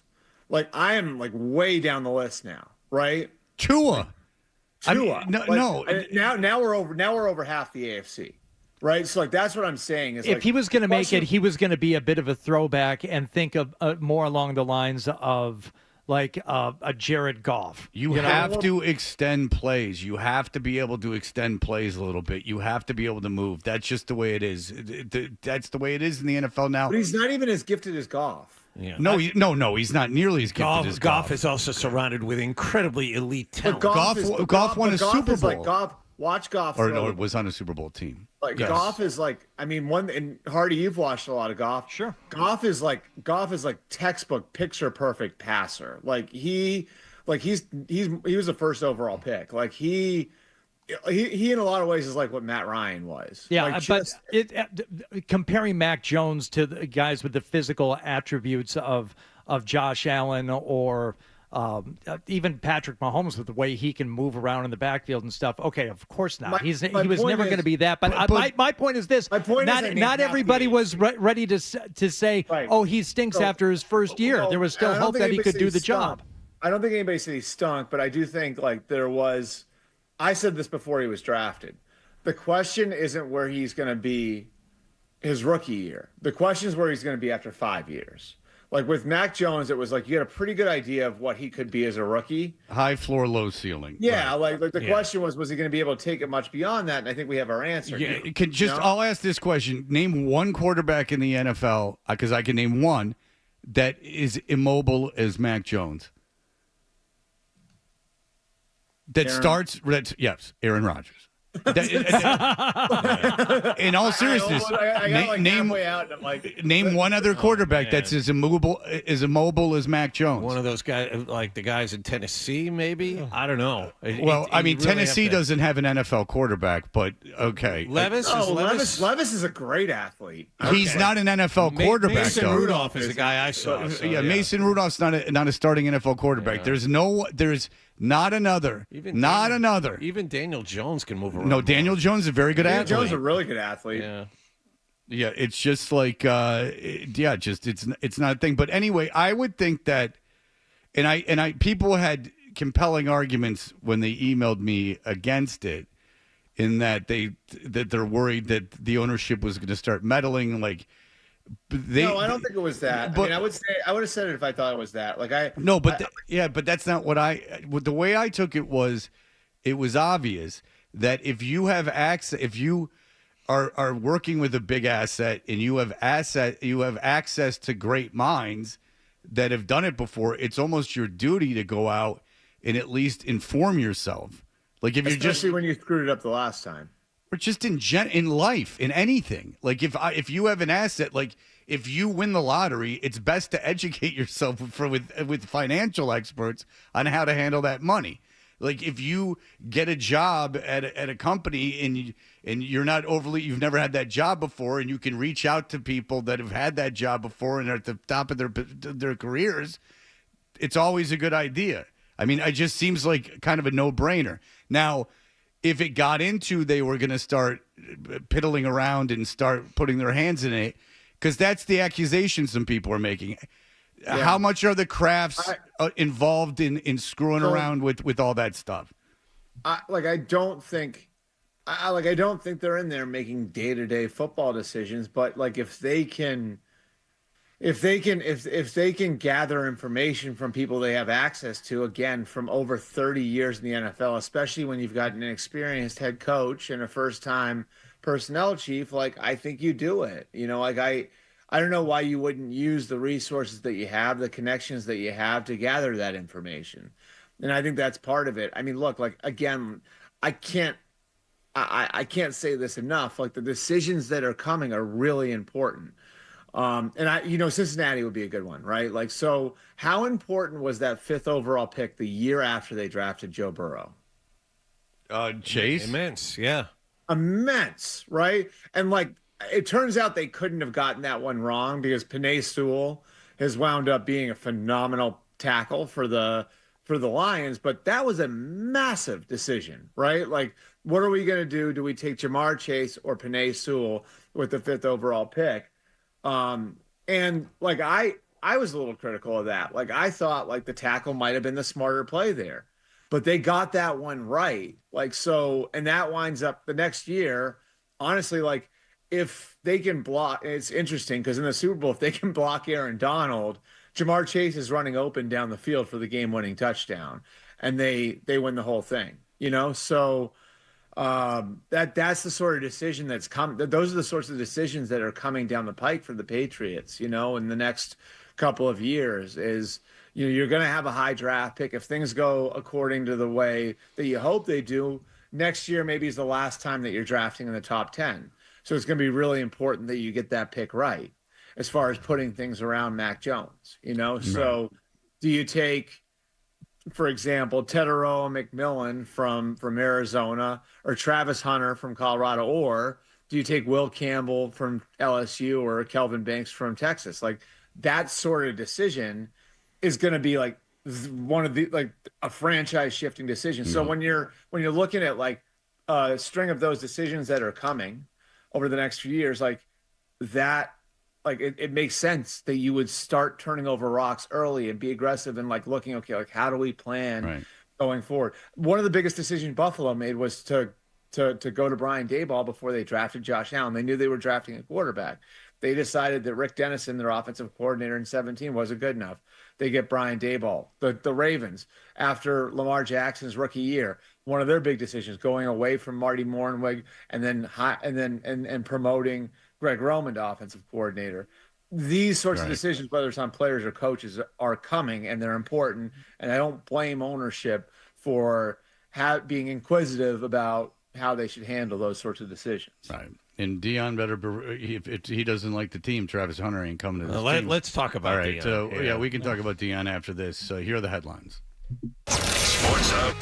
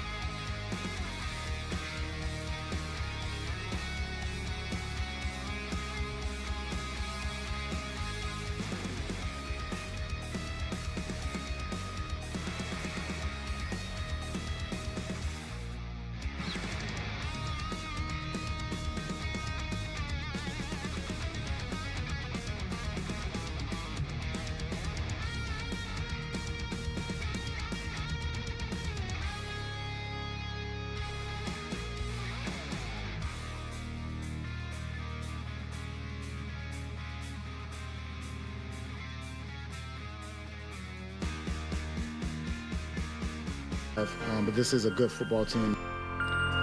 Hey, we're Toucher and Hardy, brought to you by FanDuel Sportsbook. Make every moment more with FanDuel. We're on with Bert Breer from MMQB. Deion Sanders, coach of Colorado, has turned around that program. He's got 2 would-be top 10 picks on that team. Travis Hunter, who's a corner wide receiver combo, and his son Shedeur Sanders. 2 things about Deion. One, he's rumored to be, maybe someone they would think about with the Cowboys, which I'm not so much interested in as I am, which might affect the Patriots. Deion Sanders has come out and said that he was going to tell certain teams not to draft Shedeur, and then when they said, "Oh, Shedeur," he goes, "and Travis." Yeah, he's going to act as he's going to act as a blocker for those 2. That was at the beginning of the college football season. Then they circled back to it last week. Sure. Yeah. And so my question is with Shedeur Sanders, mostly because he's the most intriguing prospect. Some have him as the number 1 quarterback prospect. How much of a chance are teams with all the due diligence and all that's required off the field of your quarterback? How sketchy are people about drafting Shedeur Sanders?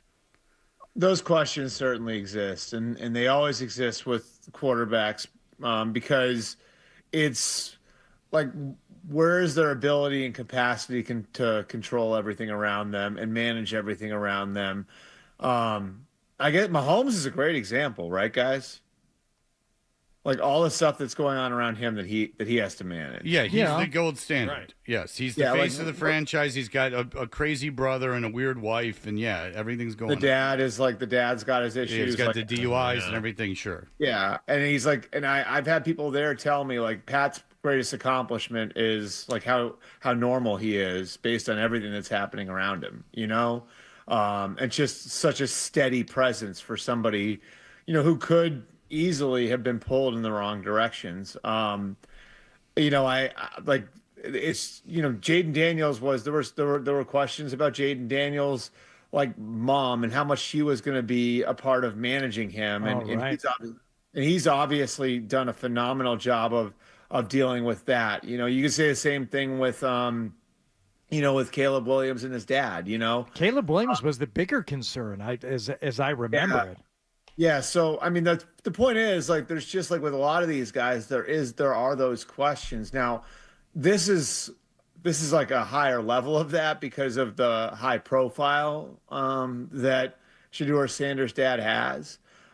So, I mean, that's certainly part of the equation. There's no question. And I think Shedeur, of the quarterbacks coming into this, he's probably had the best year of the guys that we were looking at coming into this year, like your Carson Becks, your Quinn Ewers, like the guys that we were looking at and saying, like, yes, this guy could be, at the top of the draft. Shedeur Sanders is probably on the field had the best year, but those questions that are there, like, those are questions that are very much going to be asked by teams. And a lot of it's going to be like, how much of, this circus is he bringing with him? How can Deion mess with the draft that way? And will he be a head coach in the National Football League next season? I don't think he'll be a head coach in the NFL next year. Can he mess with the draft? I mean, maybe. I guess the comp there would be, and this is like a good one, is Eli Manning, right? Like, I mean, I don't think it was a non-factor that Eli's dad happened to be a very well-known ex-NFL quarterback, and his older brother was playing in the league. Like, I don't think that was a non-factor as far as the Mannings having leverage to force the Chargers' hand in 2004 and trading that pick away and him winding up with the Giants. So, if you want to look at it from that standpoint, Deion would probably have the sort of leverage that the Mannings had if, Deion didn't like the idea of Shedeur going to a certain team.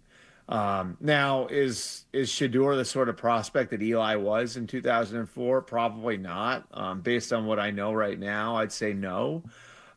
So, like, it's a lot different. Like, if you're going to be the number 1 overall pick, you sort of can do that sort of thing.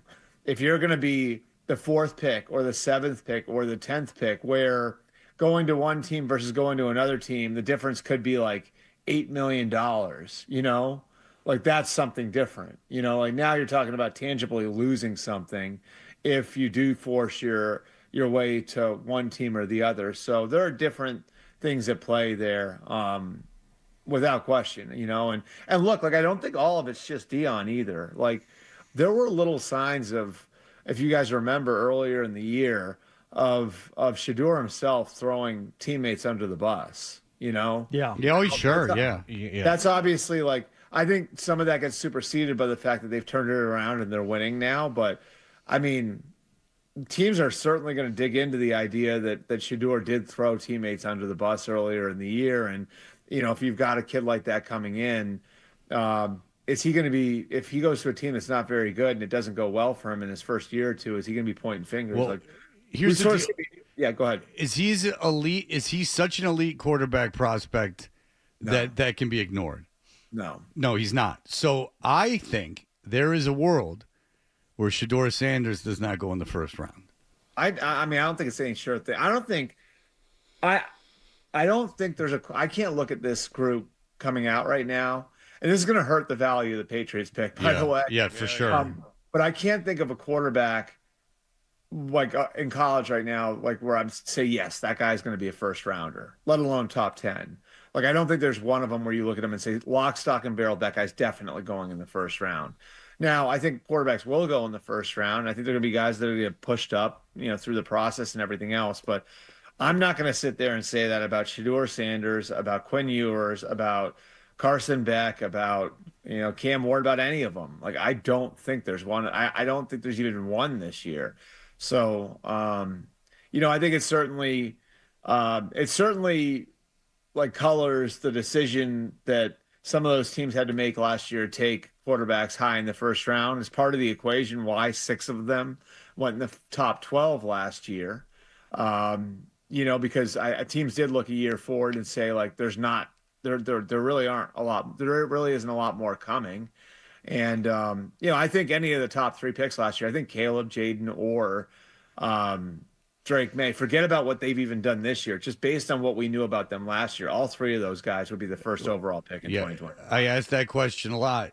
Last year. I said, who in this, when everyone was saying take Marvin Harrison Jr., I said, where would these guys get taken in the next draft?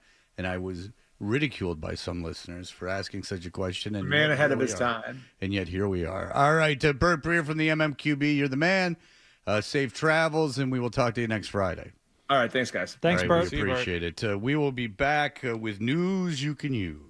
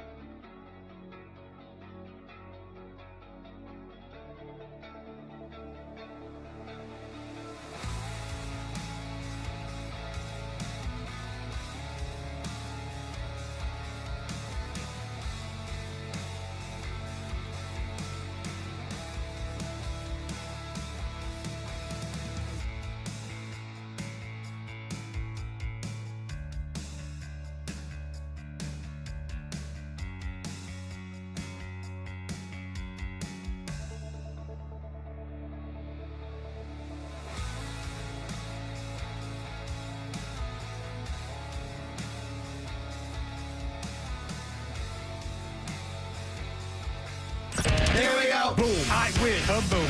Yeah. Hit somebody. We've got a passion for Boston sports. Get angry. 98.5 The Sports Hub. Is elongating. Weekday mornings. Here goes Hardy. Toucher and Hardy. I no longer love things. Let's go. Let's ride. 98.5. Like, let's roll the dice. The Sports Hub. We interrupt this program for breaking news. I can't use it. Newsflash. Hey, we're Toucher and Hardy. Brought to you by FanDuel Sportsbook. Make every moment more with FanDuel. You can obviously watch us on YouTube. You know that by now by searching 98.5 The Sports Hub on YouTube. We're up all day, 24 hours a day on it, but it's live with chat during the show, which is very exciting. All right, so we have not done this for a very, very long time. Hardy and Adam have acquired some stories that have been on the news that need to be brought to everyone's attention. All right, so what is going on? That is correct, Fred. Now, we all have our certain phobias and fears. Some people don't like living too close to other people, especially when, your home could be accessible by somebody else, which seems kind of silly, but maybe not so silly, especially when we go to El Sereno, California, where this took place.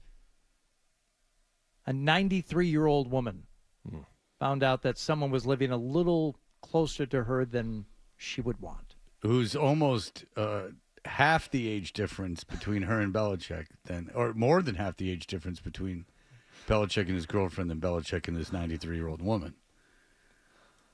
If Belichick's 73, a 53-year-old woman would be the equivalent of a 93-year-old woman if he was going 20 years each way. Gotcha.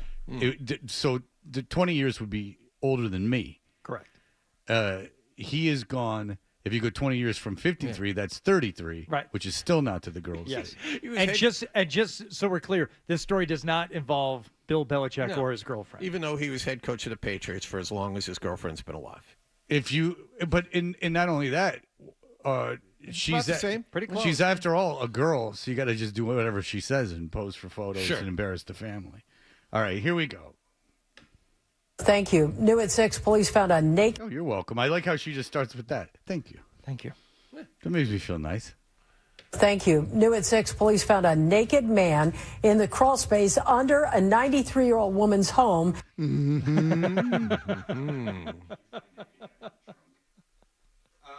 Yes, we have someone who I'm sure this is related to our naked guy in the trunk. Oh, yeah.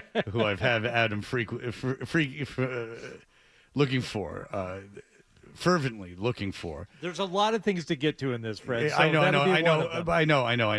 I'm just saying, a lot of the audience is saying, "Where's the naked guy in the trunk?" Yeah. And I'm just saying, I'm with you. Thank you. New at 6, police found a naked man in the crawl space under a 93-year-old woman's home after she and her family had reported hearing sort of strange noises for weeks. Colleen, it's a bizarre situation that has rattled not just those living in the home, but the entire neighborhood. Mind your own business, Snoops. You don't even live there. Golly. And to make matters worse, police had to spend hours trying to get this man out, having to resort to tear gas, which created a huge commotion across the neighborhood and forced those living in the home to have to find somewhere else to sleep. Not leaving. Naked guy, come out. I will not. No. I am too modest. I have no clothes on. Until you turn your backs, I will not come out. We're going to use tear gas. I thought you wanted me out. Oh, you would love that if I just started weeping. Well, if you put me in a diaper and get it and furnish the proper size crib, I shall. Or if you get me a 24-year-old girlfriend and she wants me to dress up like that for Halloween, I will. Perhaps you could remand me to the diaper spa in nearby El Segundo. Which they unfortunately shut down in the one in New Hampshire. For weeks, a 93-year-old grandmother living in this El Sereno home had been hearing weird noises. But it was usually late at night, right? And so we just chalked it off to being animals being under the house. possums, raccoons, whatever, what have you. No, they just chalked it up for her being 93, and Right. they just ignored her. This is her son-in-law speaking here. Yeah, they just. Oh said, yeah, really? Your mom says there's noises under her house. Okay, I'll run right over. Yeah, like let's be honest. If your parents are 93 and they're complaining about a lot, and so probably the last thing you're concerned about is weird noises at night. Possums, raccoons, whatever. Yeah, and so what the thing is that also how well can she hear? So I'm not going to blame the children here for not taking more effort into this. Chalked it off to being animals being under the house, possums, raccoons, whatever, what have you. But Thursday night, her son-in-law, Ricardo Silva, says the noises got louder. Just the noises were kind of like knocking. It was kind of like, as my wife was walking, they were kind of knocking back from under the house. So she says, something's wrong. I was playing a mere joke. Knock, knock, who's there? Hello? Naked guy where? Well, I'm watching you. Under the home. Hey, knock, knock, who's there? Orange? Orange what? Aren't you not happy that I'm living under the house? Knock, knock. Who's there? Boo. Boo. Are you crying because of the tear gas? Having to resort to tear gas. Oh, no. I like how they had the tear gas. There was no other way to get some dude under her house, naked guy under her house. 93-year-old man can't get him out.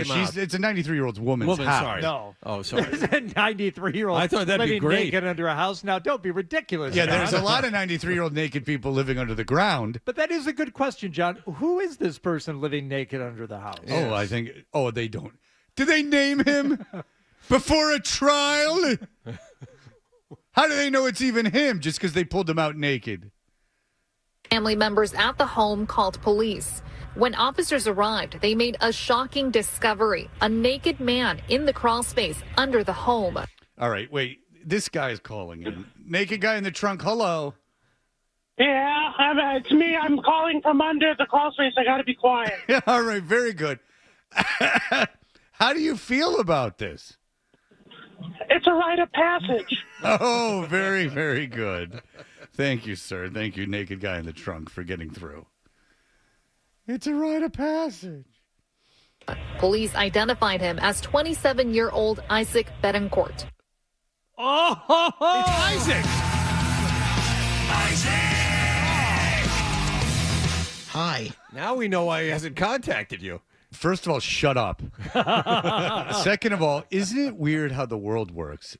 God gives us the biblical Isaac, and then some bad Isaac, and then they give us Isaac the intern, who's so glorious, and then also this dirty naked Isaac.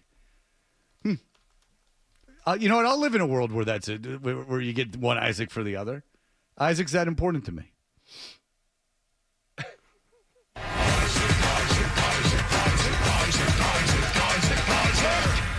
Yep, that's me. Word up, Isaac. He I thought you were hitting some. No, go ahead. He refused to leave. He wasn't scared of the dogs. No. Oh, what are they going to pee on me? Please. Flashlight comes underneath the crawl space. Hey! Hi, I'm Isaac. No. Isaac. It wasn't Isaac, my mentor, my mentee from... It wasn't. From Hofstra. No. Are you sure? This happened in... Yes, I am. Okay. Oh, boy. Isaac. Note to self, get lawyer for Isaac. Hey there. John. Isaac lives in Hofstra with his grandmother. Say my name. There might be someone under Isaac's grandmother's house that Isaac would kill with his bare hands. Oh, the poor soul that would be under that. Isaac would root down there like a mole and just take him out. I don't know. Those people living underneath crawl spaces and hiding in trunks, they're generally, they're pretty strong. Yeah. Oh, we found him. Thank you. It wasn't you, guy in the trunk, was it? Yeah. Oh, it was. Yeah. You came out. Yeah. All right. Very good. I'll tell you, a Canadian naked guy in a trunk. That's when they found him. That's what he sounded like. That's the perfect sound. When you find a naked Canadian guy in your trunk and he's just like, yeah, Yeah. it's me. What are you doing in there? It's a rite of passage. He's the son of the Pope, he says, too. So, here we go. I'm the son of the Pope. Yep, there you have it. Yeah. Do you know Isaac the intern? Yeah. How? I'm the son of the Pope. Oh, yeah, he's a very religious man, Isaac. Hi, I'm Isaac. Yeah. Oh, if the two of them met. He refused to leave. He wasn't scared of the dogs. And the first two attempts at gas didn't fish him out. Betancourt didn't give up. I'm Isaac. There seems to be a lot, in all seriousness, there seems to be a lot of hubbubaloo. Like a lot of public using loudspeakers and like a lot of cops to like do something fairly minor. Spotlights, tear gas. Yeah, I mean, is all that necessary? Yeah. Yeah, you like to be the center of attention. I'm going to have to come out nude in front of all of you? Hey there. Because like a guy under your house isn't as bad as a guy looking in your window. You know what I'm saying? Yeah. My assumption is he can't see in. Like, right? He's under the house. And why is your house not got a basement? And why is there so much room under the house? What a moment there, though, when he finally comes out of there. It's like, opening Al Capone's vault. Everybody wants to see what this you guy's want to get a look Say at my name. Say my name. Isaac. Right, Imagine if it was Isaac and all the women just came up and like bum rushed him like the Beatles. We got the gimp. Hey, whoa. Say my name. Isaac. Up easily after hours of refusing to come out of the crawl space. No! LAPD says they had to resort to tear gas to get him out. It's unclear how long Betancourt had been underneath the home, but the family suspects he may have been staying for up to 6 months. The crawl space itself is only about 2 feet high and stretches under the entire home with 3 entryways. The family believes he used this one to come and go. It's a bizarre thing, but it's not probably uncommon. In this day and age, people. Yeah, this day and age. With modern technology, no. With all of the AI around, no, not hard. The super sleuthing son-in-law found a 2 foot by 2 foot hole cut in the side of the stucco right beneath the crawl space. We think this is where he was getting in. Yeah, and if you thought it was rodents, wouldn't you have looked around in a place where the rodents could have gotten in? One would think. I'm calling into question this guy was in there for 6 months. You're a little claustrophobic there. And he's just walking around naked for 6 months? Yeah. All right, naked guy in the trunk. At least you put yourself in a trunk to be humiliated. You know? It's a rite of passage. It certainly is. Probably uncommon. In this day and age, people are looking for shelter. The family says they'll be securing the crawl space to prevent this from happening ever again. Well, I hope the city pays for it because, I mean, that's too much of an expense. Oh, Isaac.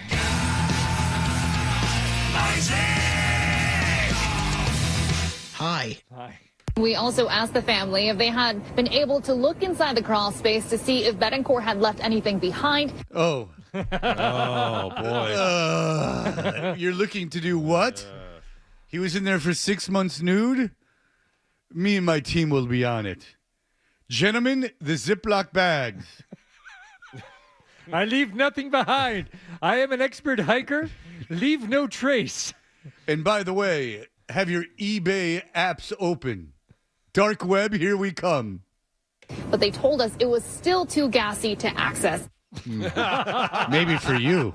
Yeah. But they told us it was still too gassy to access. That would be from the... Having to resort to tear gas. As opposed to whatever else he was doing. Well, do you know what the big problem was when Nick was found covered in his own feces? What was that? By his now wife. The ambulance got there. But they told us it was still too gassy to access. Yeah, so they couldn't get in because Nick had covered himself in his own poo. Was Nick delirious? Was he conscious at all? Was he saying anything? I'm the son of the Pope. No, he couldn't say that. He was too out of it. I'll tell you that. But they told us it was still too gassy to access. For you, I'm like a Navy SEAL with that stuff. Oh, Isaac, what are you doing?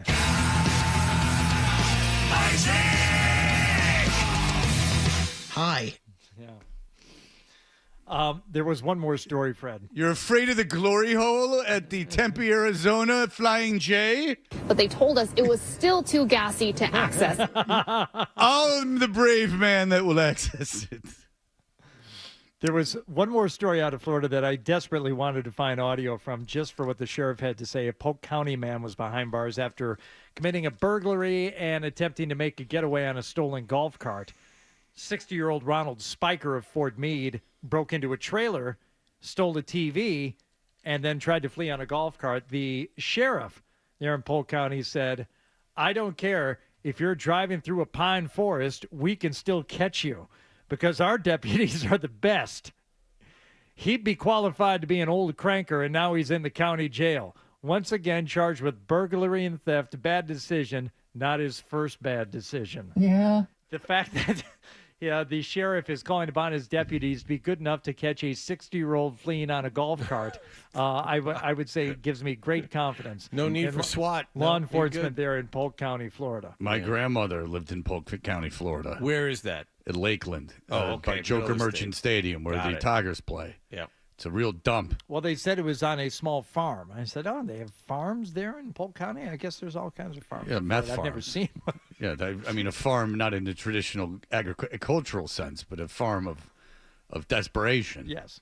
But yeah, that's the one that used to take me to Circus World under the guise of me going to Disney World.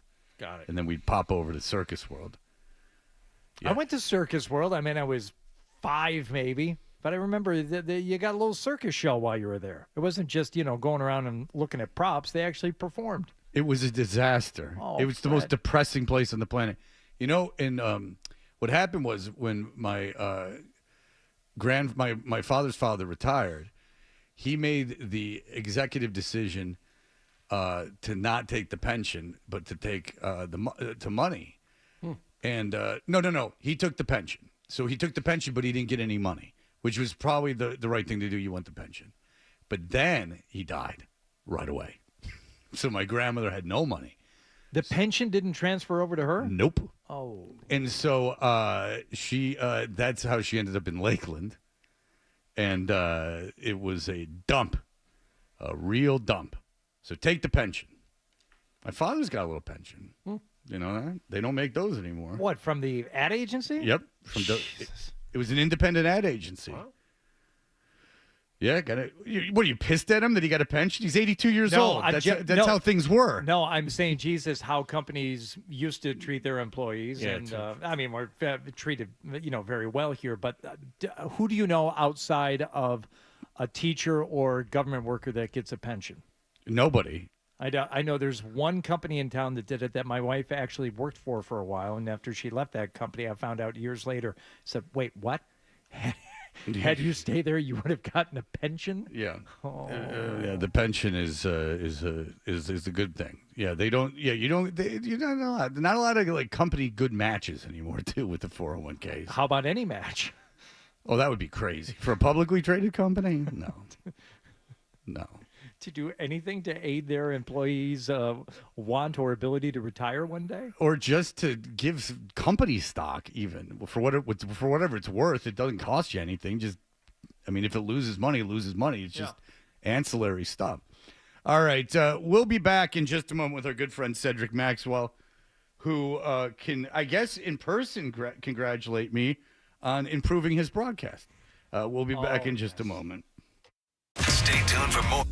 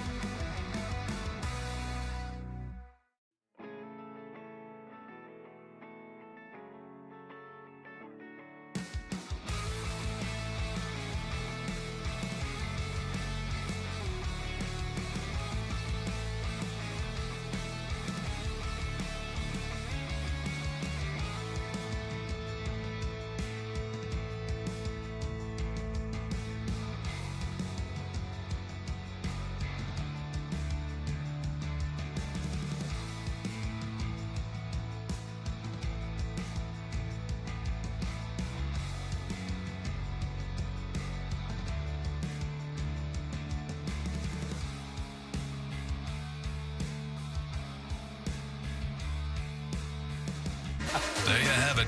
Toucher and Hardy resumes on the Sports Hub. He's at one games on the road, but New York. where there's really, or is there a reason why? Madison Square Garden. That was the place we wanted to play in.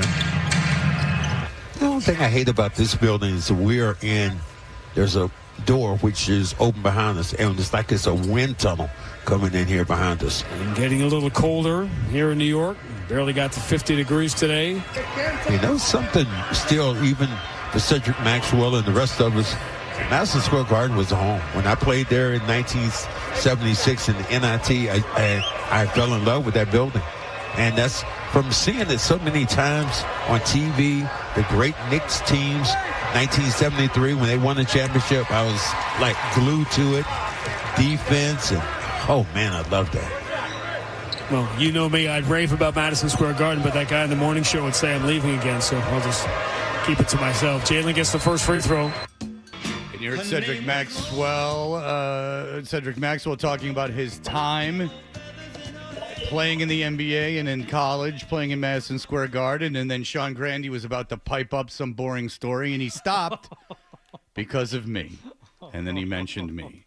So you're welcome, everyone. Cedric Maxwell is the Celtics color analyst on the 98.5, the Sports Hub Celtics Radio Network.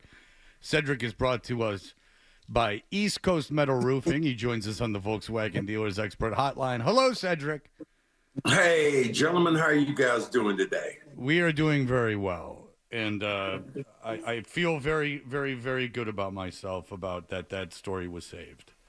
Okay, I love that. I love when you can save things. It's a beautiful thing. Thank you, Cedric. I appreciate that. Adam brought you in with a little Barry Manilow. I hope you've had a chance to hear that down the line. I didn't hear it. Okay. I didn't get the opportunity just to get my groove on. Okay. Did you hear the clip I played? No, I did not. Okay, very good. All right. I was wondering why you didn't react to it. Oh, well. All right. They bring me in late sometimes. So I'm going to play the last 10 seconds of this. This is from the Brooklyn. You told a story about how much you liked Madison Square Garden, okay? Well, you know me, I'd rave about Madison Square Garden, but that guy in the morning show would say I'm leaving again, so I'll just keep it to myself. Jalen gets the first free throw. And what I said, you're welcome to the audience because people want to hear about Cedric Maxwell playing in Madison Square Garden, but here cares about Sean Grandy's experience there. So there you go. Oh, I get it now. I was wondering that reference was to the morning guy. I was like, wow, how did that come in? Yeah. Where'd they come from? The more you get associated with the show, the more people you're going to realize hate me. No, I guess that's going to be the case, brother. You know, you say, here's the thing. If you are not hated, that means you're not doing anything. That's what, and there's a bunch of haters out here in this world. And the only reason they hate you is because you're doing something positive. So as a broadcaster, Max, everybody loves you. But as a player, you must have felt a lot of hate in a lot of different cities. Philadelphia. I mean, we fought a guy, yeah. Well, yeah. I mean, but outside of the obvious ones, where did you feel the most hate? Probably Philly. He's right. Okay, because you had mothers and fathers and sons and daughters all out when we would come into the arena. They were all giving us a finger. L.A. people did not like me there at all. You know, win the championship, and then once I got traded there, they hated me more because it's like, go back to Boston, you traded. So I think it was 26 teams in the league that year. I got booed in every city except Boston that year. Was Philadelphia the most openly, loudly racist? Everywhere you played, obviously, especially at that time, it was racist. But when you have the still at that time, it was back when they still had the Mummers Parade, where white people dressed up in blackface. That was where was that? I don't even know what that is. Where was that? Well, you haven't seen those kind of the guys. Oh, I've seen blackface before, but this was a whole organized affair. Whoa. Yeah, they have them coming in. They're on these little motorbikes riding around, and they're in blackface. It was Jolson all over again. It was really shocking to see that during that particular time. Was that in Philadelphia? Oh yeah, they had a parade. It was called the Mummers Parade. You want to look it up? Look and see what the guys were riding. They were riding in motorcycles, these little mini bikes. And they were dressed up. They had blackface. Wow. And that was in the 70s? That was in the 70s and in the 80s. Oh, so we were all alive when that was going on. Yeah, I'm looking at right now. You were alive and well. Wow. That's right. Well, that's exciting news. Oh my God. Yeah, well, Max, you are a historian, and you're making us Yeah. Realize how difficult things were back then. Now, Max, did you, because you hear players say this all the time, they feed off of that hate in opposing arenas. Did you feed off of it, or did it sometimes hurt your feelings? No, I loved it. That was my goal. That was my motto. That was my mission, was to send kids home crying.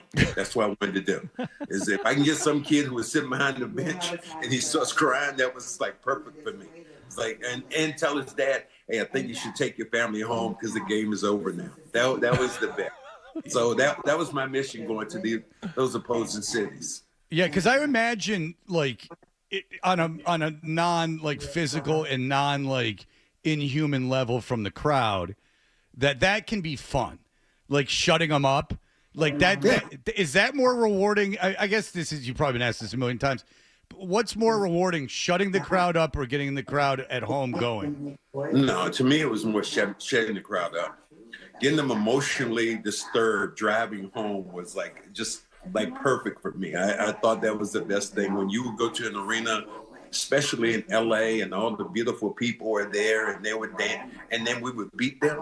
We'd beat their asses. And then Larry Bird said it best. He said he saw Magic one time walking out after a game, about to get in this car, and we were on the bus. And he said, looked at Magic, said, "Suffer, baby, suffer." We just beat them. The hatred is different now, though. I mean, there isn't nearly as much of it. You go after I just say this. Yeah. Missoula was talking that about on Zolak and Bertrand yesterday.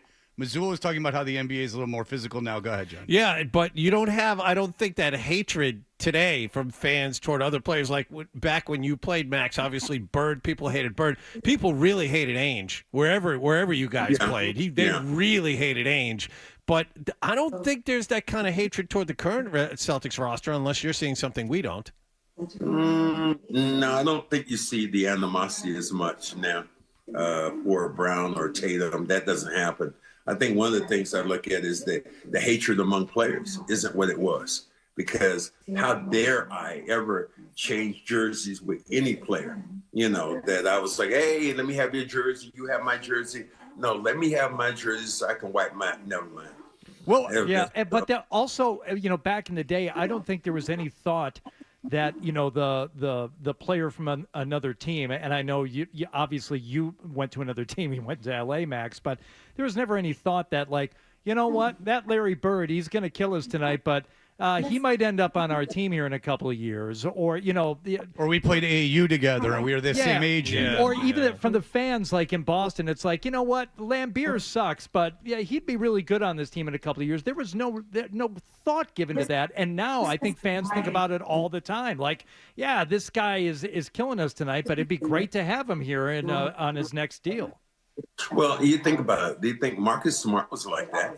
That a bunch of people hate him. Now that he's down in Memphis, he was a crowd favorite. So it does happen when you go to other teams.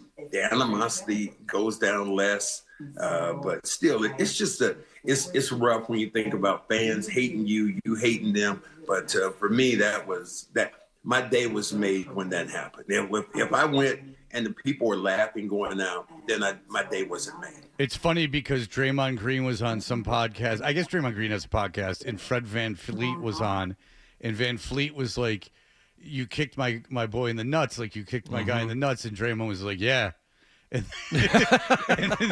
So Draymond is the guy. I mean, Draymond is the old school guy. Draymond, like the guy's like legit. Some players love him, but a lot of guys really don't like him.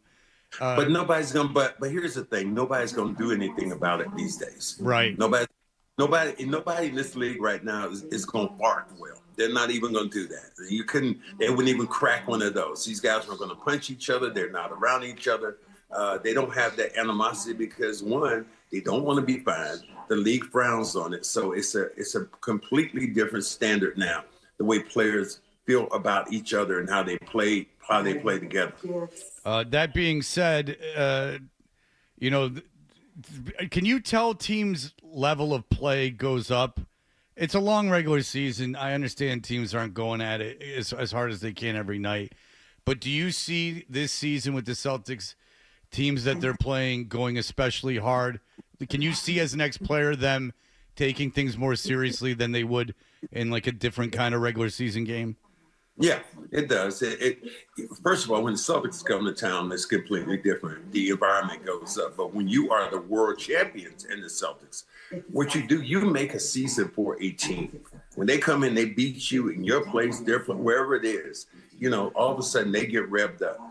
That's why I told Tatum, I told Brown, I tell anybody who would listen, when you are playing in that environment, your mission is to go out and play your best because that other team is going to give you its best. Like there's a night, Atlanta comes to town. They might not play as well against another team, but when they come into Boston, man, they play their butts off. So it's a completely different situation. Is the situation, Max, and obviously you want to go out and win every game you play, but for some reason they had a night off against Atlanta. Maybe they weren't quite mentally there. I talked to, I think we were talking to Brown. Brown said it, but I think it was Pritchard. He got on the bus the other day. He said, I didn't have the energy. He said, I'm supposed to be the energy guy. He felt like it was his fault. Now, they went down to Brooklyn, and they played their asses up. The energy level was high. They played well. And you can't expect a team to play that way for 82 games a season. They're going to be nice when you're going to fall short.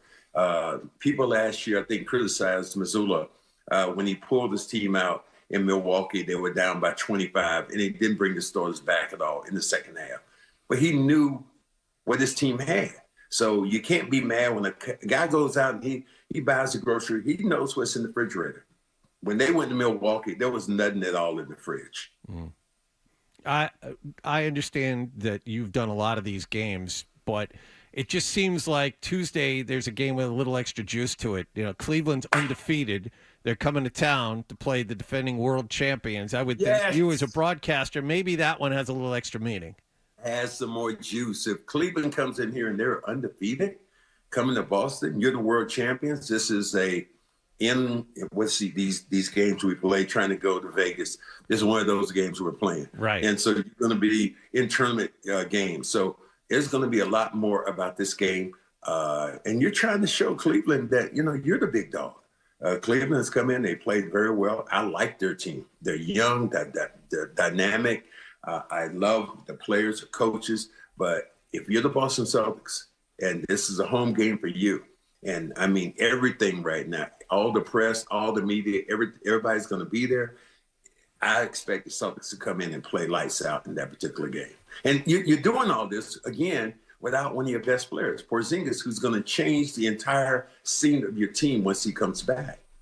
Yeah, it's easy to forget about when they're playing well, and it seems like they have everything cooking. But and I also remember last year, where the times when he was out and when he did come back in, it was pretty seamless. So it's gonna be fun to watch that happen again, hopefully sooner than later. Yeah, I can't wait for him to come back. It's going to be one of these things where he's missed. I mean, he's missed on the defensive end. He's missed on the offensive end. He brings so much. When your guy is 7'5" and has some skills and talent, he's going to be missed on the basketball floor. And also, I think his personality is infectious to the crowd. Jaylen Brown, to me, plays even better when he's playing with Porzingis. They got that name, Cookies and Cream, when they call themselves. I think Baskin Robbins or Ben and Jerry's might have a problem with it. But these two guys really feed off each other, and I like that. All right. Well, listen, Cedric Maxwell, we always enjoy having you on. A great job, as always, with the games. And enjoy yourself as you travel around this great country. Tell Sean Fred says hello back. I will say that. I'll say the guy on the radio say hello to you. Oh, you know what? Should I give him your telephone number? No. I'm sure I'm on some company list. He could find it if he needed it. All right. No, just have him start complaining to management. All right. Thank you, Cedric. All right, gentlemen. Have a good one. See you, Max. We appreciate it. All right, Mike Tyson. I'm sorry, during that interview, I was getting hot tips on Belichick at a wedding photos, but I'm having trouble finding them. Oh. If someone said, they said, love the show. I've been sitting on this Belichick picture for a while. Interesting. At the end of the summer, he was attending a wedding reception at the Pits in New Hampshire with his girlfriend. And Google it. It's something, but I'm Googling it and I can't find it. It's moving. I'm gonna have to find the girl's last name. That's what I need to see. All right, we'll be back in just a moment. Here are the headlines. Sports Hub headlines. Bruins are back at 500 after getting run over in Dallas last night, 7-2. Evgeny Dadonov, 2 goals for the winners. Bruins are back home to play St. Louis tomorrow afternoon. Patriots are without Dietrich Wise for a second straight day at practice yesterday. Christian Barmore was back as promised on the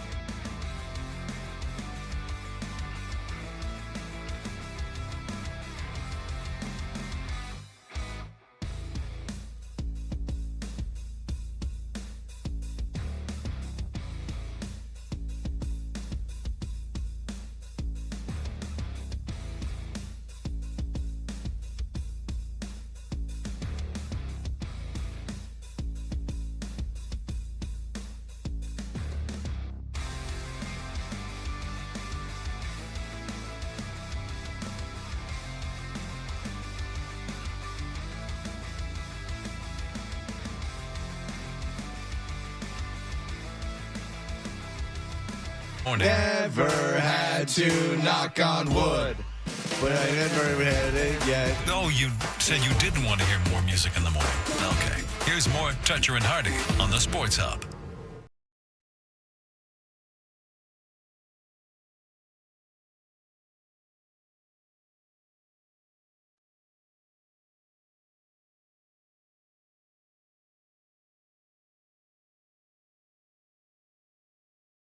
Toucher and Hardy, brought to you by FanDuel Sportsbook. Make every moment more with FanDuel. All right. Mike Tyson is fighting the kid from the Disney shows, Jake Paul. And he's 27 and Mike Tyson is 58. Mike Tyson is a huge underdog in this. It's free on Netflix if you have Netflix, which Adam 12 does. I have it. I just don't pay for it. But it's not stealing because you share it with someone close to you. That's correct. All right. So, and that was me using discretion. Yeah, that was nice. And so, Whoa!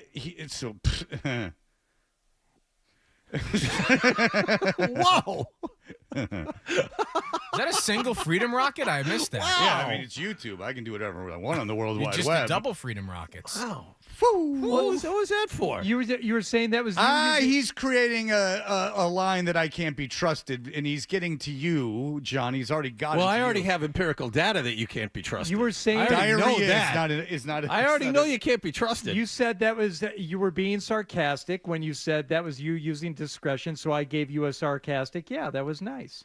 No, I was saying that was me using discretion. It was me using discretion. I know when. Are you making a concerted effort in your life to be more discreet? If I feel that it's worthy of discretion. Fred, Herein lies the problem. You're in the trust tree here. You can be honest. Are you making an effort to be more discreet? Yes. Oh, in my personal life. Oh. Not on the air. Okay, so you're being sarcastic. Yeah. No, I use discretion there because I don't know Adam's limits, and I don't want to piss Adam off for real. Like that, I once I know someone's what I feel I know John's limits, and the diarrhea thing's a little ridiculous. But if it upset him, it upset him. But I stand by that. But I don't know Adam. John's threshold I'm is- really good friends with Adam, but I don't know his on-air limits. Okay, John's threshold we found. We'll get is- there, buddy. Yeah, he'll cross that line. It'll be uncomfortable for about a day, and then it'll be fine. Yeah. I got to cross the line to know the line, but I don't want to cross it with Adam right away. I found that out with John when one day out of nowhere, just for something to say, I said he was bad at deducing things. Oh, he did not like that. And he did for not real. like that. And it's been a lot longer than a day, and he's still not over it. Oh, I think he's a little over it, but when I go back to it, it's just a line that's funny that you can throw in there. I'm not pissed at you. No, but you were. Oh, I was. But I admit I was. so this will help me grow. When he pissed you off with the deduction thing, when was the last time I had pissed you off that much with something I said on the air? It had been a while, but I can't remember. But so that it pissed had you been a off while. more than diarrhea. Oh, sure. All right. Oh, sure. Now, I meant what I said. I can't tell you anything. No, I know you meant that, and it hurts. I mean that when it said it hurts. I know when it was. I know when the last time John was that pissed. When was it? I don't remember. Since you've been on the show? Yep. I hadn't been on that long. At me? John was pissed. What did I do? Do you want it? It's opening a wound. Oh boy, I don't know if I'm ready for this. Is it something that you think is like was it like bad? Yes. Oh, then I don't want. Then don't say. Okay. It didn't have anything to do with his family. No. Oh, all right. So what was it? Like, if it has nothing to do with the family, I don't really know. Now, don't tell them. Well, no, now the audience is going to be pissed. Now just don't tell them. That's a good point. It was the day that Belichick mutually left the Patriots. And there was a lot of moving parts on the show that day. We were scrambling for something. You had asked John to do something or find something that we could play, and he couldn't. And he said something that you didn't agree with, and you said on the air, "Thank God I make more than you." I don't even remember that. I don't remember that either. I don't remember that at all. I felt that a lot of pressure that day, though. Yeah, but it was a wildly uncomfortable moment. I thought it was a funny line. I think John would think that was a funny line. Oh, no, you were that. not saying it in jest. You were. Oh, I was certainly saying that in jest, Hardy. That's not something I would say for real. Do you remember how agitated we all were that day? I remember. No. And I can understand you thinking that I would say that on purpose. I meant that I remember saying it, and I said it as a snarky, a-holy, sarcastic, jokey line when I was agitated. I didn't say that as something to hurt John or something that I meant. Honestly, no. Maybe I'm just blocking. I don't remember him saying that. Yeah, because to John, and I don't mean to speak for John, but I can understand why you wouldn't think of that, because you would take that more of a joke, I think, than Hardy would, because you've been with me for so long. Like, that's probably true. Like, I would never say that. Like, thank God I make more money than you. I'd never say something like that for real. That would only be on the air. That would only be on the air. Yeah. Like, no, I wouldn't say that off the air. That was, believe me, I wouldn't say something like that. I never have, like, to anybody. So, I mean, good luck finding someone. For everyone who thinks I'm this huge a-hole, I am on the air. But I defy you to find many people that I have been a huge a-hole to. And the ones I have been, I've already apologized to in the building. Other than my wife not liking you, there's pretty much a uniform across the board. Yeah, but your wife doesn't not like me because of anything I did to her. No, she just thinks you're an a-hole. Yeah, which I get, because everyone I do the radio show with in any incarnation, in Atlanta, anywhere, their spouses always hated me. You know what? And I know why they do. I can tell you within the last year, she is genuinely, hey, how's Fred doing? How's he doing? I can tell you that's the truth. Oh, I don't think that she wished ill upon me. No, obviously not. We're just playing around. No, but I know why. I get why people I do the shows with spouses don't like me, and it's because why does he talk like that? Like, why does he talk to you like that? Like, you know, like da-da-da-da. Like, I get that. Like, I understand that. And I always have. But it's gotten progressively less intense from my end as I've gotten older. You should have heard me in Atlanta. Machi. Well, you would carried some of that over when we first started working together. Dude, I've been with you for almost 20 years. Yes. Yeah. I mean, of course. When we first started working together, it was more of your Atlanta stuff. Yeah, because also I felt a lot of pressure to that's constantly get people talking. That's true. And that's a dangerous place to be, and not a fun person to be with. Like, when someone's always feels a tremendous amount of pressure, that's just not a fun meetings person after to be. the show. I mean, it was constant. But more so that it was just on the air. Like, I felt like if we were lagging in any way, like if I wasn't doing something that was going to be memorable, that I was failing, and that's a terrible way to do radio. That's certainly on me. So does Marcy like Fred at all, Hardy? She doesn't listen. Yeah, I don't think Marcy would care about me. And at this stage of my career, I don't know why Marcy wouldn't like me. I don't do anything to Hardy busts my balls as much as I bust his. Yeah, true. I mean, she's not like above it all. She's just not, in it. And it's not like I'm going home every day and complaining about work. It's like, no, it's great. Yeah. Good. And that's another thing is I'm sure dudes go home and they complained about work. Yeah. And I don't blame them because that's what people do. All right, we'll get to this Tyson thing. We'll do it next. We'll do it with Kendra in here. Yeah. All right. Kendra's going to come in. She's going to sit in for a while. We'll be right back.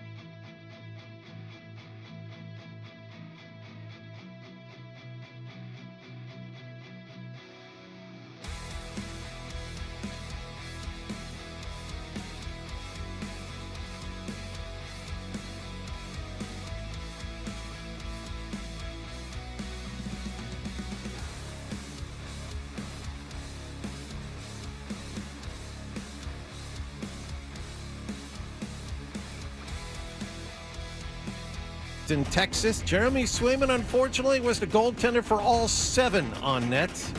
I think they did a good job having a quick start, like you said, and we weren't ready for the push. And I think that's something that we need to regroup on and identify moving forward. David Pastrnak and Charlie Coyle each scored once in the loss. Evgeny Dadonov had a pair of goals for the home team. Bruins are 8-2. They're back on home ice tomorrow to play St. Louis. Patriots are missing Dietrich Wise at practice for a second straight day yesterday. As promised, Christian Barmore on the field. He was listed as limited. Patriots' next game is at home against the Rams on Sunday. Mass Live is reporting this morning the Red Sox met with top free agent Juan Soto for 3 hours out in California last night. Tom Werner was represented ownership. He was joined by Chief Baseball Officer Craig Breslow and manager Alex Cora at the meeting. This was apparently an introductory conversation. No money figures were exchanged. However, it was still considered productive. And in other Sox news, they have signed Cincinnati free agent reliever Justin Watson.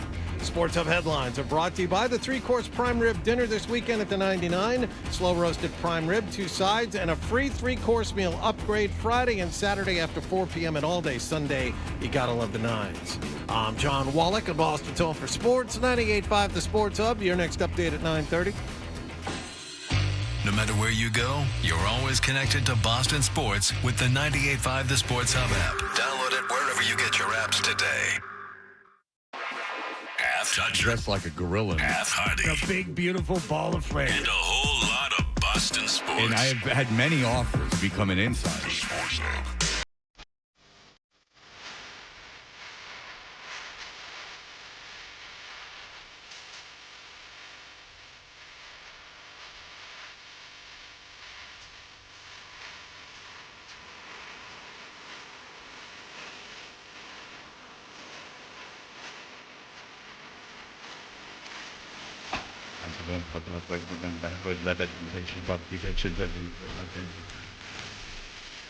Belafonte.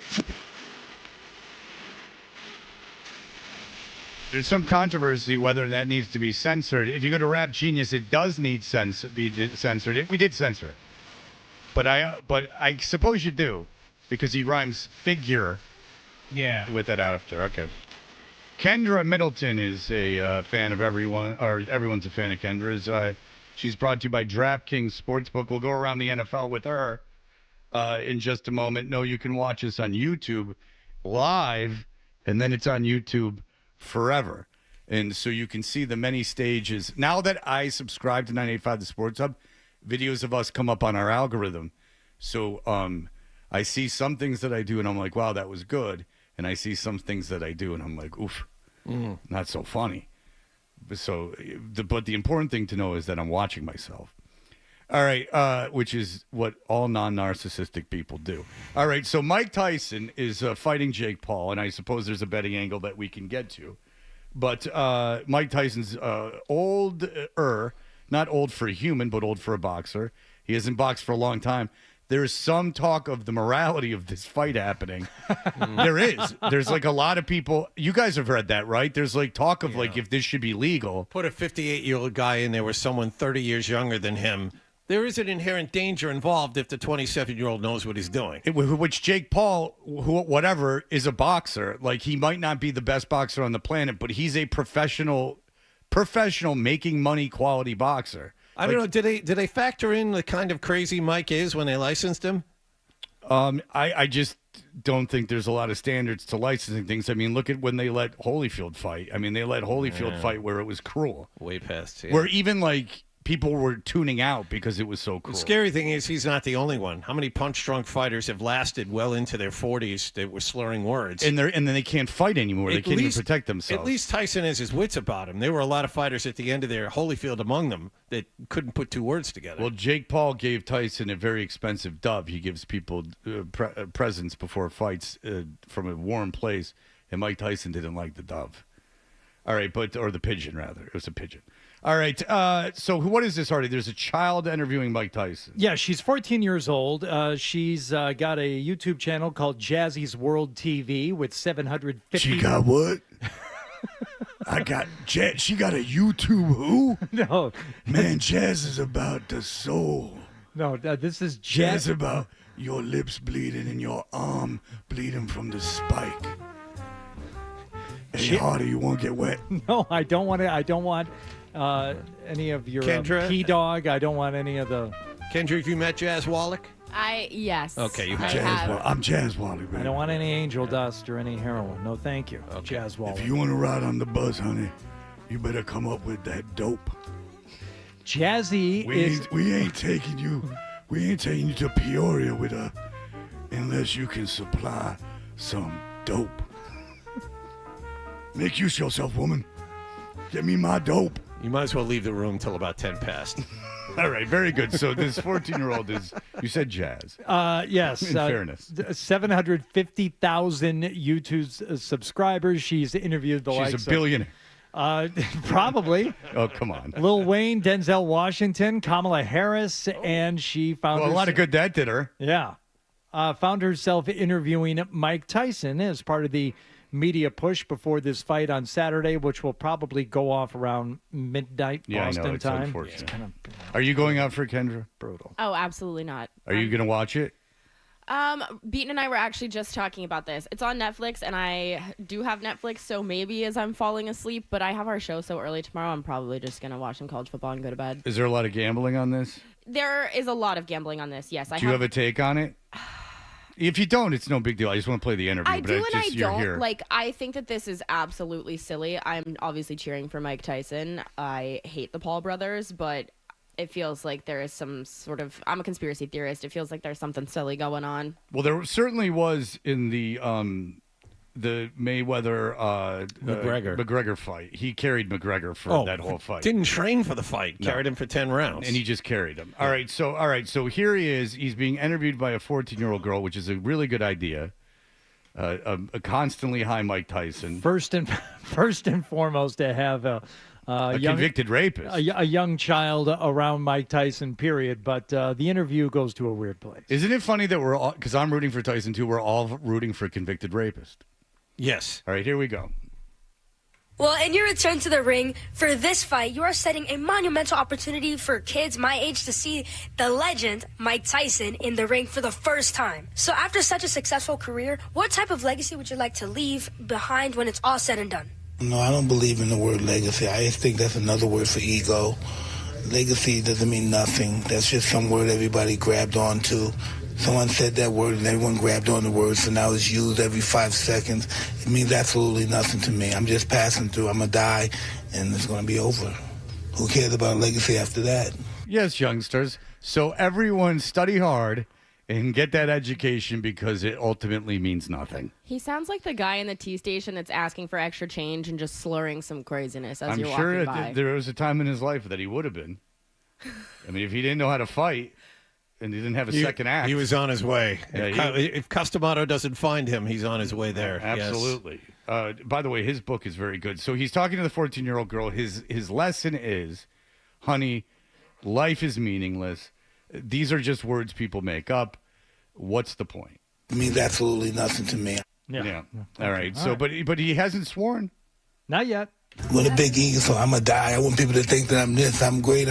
No, we're nothing. We're just dead. We're dust. We're absolutely nothing. Our legacy is nothing. Well, thank you so much for sharing that. Now Show and Tell will be bringing in Dan's father, who's a fireman. It's parent-teacher conference day. What do you want to do? I'm a nihilist. Nothing means anything, and we all come from dust and end in dust. This is all just a cruel exercise of some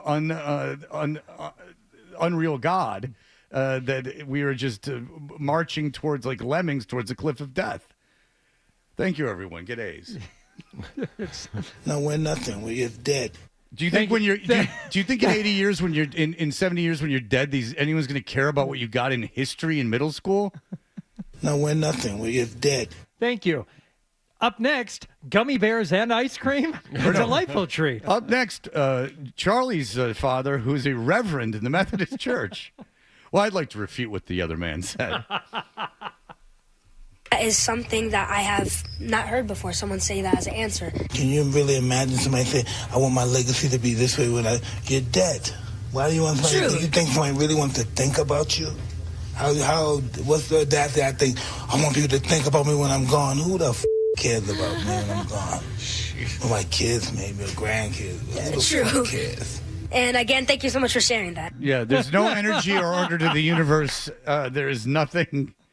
We're all dust in the wind. Enjoy yourself. That is a Who man the cares about me when I'm gone? Yeah. And again, thank you so much for sharing that. He sounds like a guy who's ready to fight. He sounds like a guy who's real ready to fight. He sounds like he's on top of his game. I'm taking Jake Paul under 6.5 rounds. Who cares? Yeah.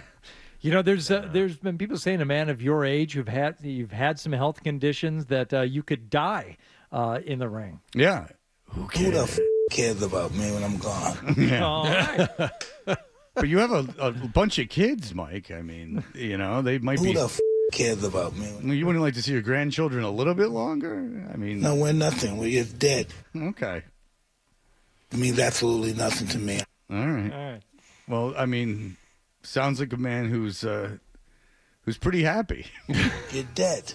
You guys want the odds for this fight? Sure. Jake Paul minus 200, Mike Tyson plus 160. I thought he'd be a longer shot than that. The over 6.5 rounds is minus 110, and the under is minus 120. So you think Jake Paul? Do you think Tyson's gonna quit? I just think he's old, dude. No, he's old. He's gonna lose the fight. Yeah, I do think he's probably gonna lose. Like I said though, I'm kind of on the conspiracy train here. You don't get to slap Jake Paul and win the fight. That's just not. That's not gonna happen. You think so? Well, you saw the. No, I know. I know that it was an orchestrated He ran up slap. and stepped. Well, he ran up and stepped on his foot. That's why he slapped him. I also just think he's very clearly on too many drugs. I don't even. Yeah, I'm on the conspiracy train. Jake Paul here. Why do you hate the Paul brothers? Because they're just total d-bags. Well, they're wrestlers without the wrestling. So Sure. they've like made, you know how they're like the music industry, like you don't need a major label anymore to become a famous band because of the internet. Mm-hmm. The Paul brothers went, we're going to be heels, wrestling heels. Only we're going to be Well, that's the not best how they got heels famous. ever. No, I know. Believe me, I have a daughter. I watch Disney Channel. I've seen. Oh, that is not how they got famous either. No, but they did YouTube videos Nope. being dicks. Nope, they got famous on Vine. A Vine, fine. They being dicks. Yeah, definitely. Yeah, and then and then he was on the Disney Channel. Yeah, well, and then they Zoe interviewed him. They had this big video go viral of they used to the way they got famous was when Vine was a thing. They used to prank their parents, and that was like the videos that they would put out was of them pranking their parents together. Now their parents are going to So die, proud. and who cares? You're dead. Yeah, they're dead. Who cares? Jake went through that. No, we're huge- nothing. We're just dead. Yeah, they've both gone through some huge scandals. I think Jake's about to have a baby with like Nina. Is it Jake or Logan that's about to have Who a the baby with a kid? Victoria's Secret model? You're asking me? I have no Beaton would idea. know. But anyway, what they did is they were able to go like, we're going to become wrestling heels, but I don't even need a middleman. I'm just Yeah. going to go straight to the people and become a heel.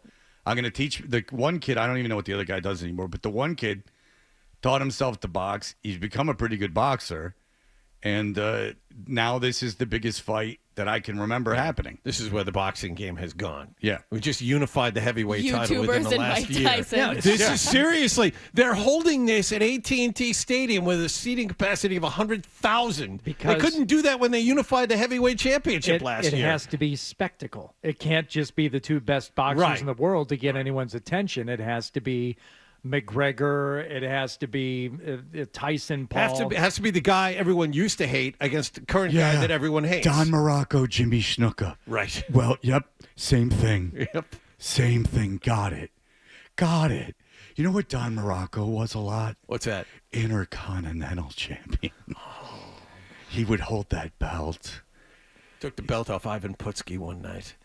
Ivan Putski was a heel on the account of he was Russian. And scene. Yeah. Thank you, naked guy in the trunk. All And right. again, thank you so much for sharing that. Yeah. That is That's a good one, interesting. Hardy. And I don't believe Mike Tyson believes that either. No. I've heard him say otherwise. If you want to read something good, the Mike Tyson biography is fantastic. Well, do you think that Mike Tyson might have episodes of manic mood swings where he might actually have believed it in that moment, but 20 minutes later he was all about everlasting life and legacy? I mean, it seems to me he might change his mind about certain issues day to day from time to time. That seems totally unfair. By the way, the main reason to read that book is not his boxing career. It's after it when he gets involved with Russia, when he starts going to Russia. And it's just chaos. I don't know about this. So I'm not going to describe it well, but there's like 2 years of his life where the Russian mob just paid him to hang around and like do drugs. And so he just was in Russia. Like, it's was he like an enforcer for them? Or No. He did not. Yeah, they needed him to be an enforcer. I don't know. Why else would you bring a Mike Tyson I don't know, because they could kill without any repercussions. And if you, just for not just mob people, anyone, if you've got the money and that's something you want to do, you know what would be cool to have hanging around with us? The most recognizable scary guy in the world. Yes. Who is the most recognizable and also maybe the scariest person on the planet? Mike Tyson? Yeah. Let's just pay him to hang out with us for a couple of years. That'd be awesome. Do you think he, like Ovechkin, got the Putin black card? But Putin gave Ovechkin like an unlimited. That's like the rumor, yeah. Okay, because the thing is that I've read a million of these like memoirs, band memoirs, drug memoirs, and usually like the worst part is like the worst part of the person's life is they're like down and out and like kind of just they're like this slave to a drug.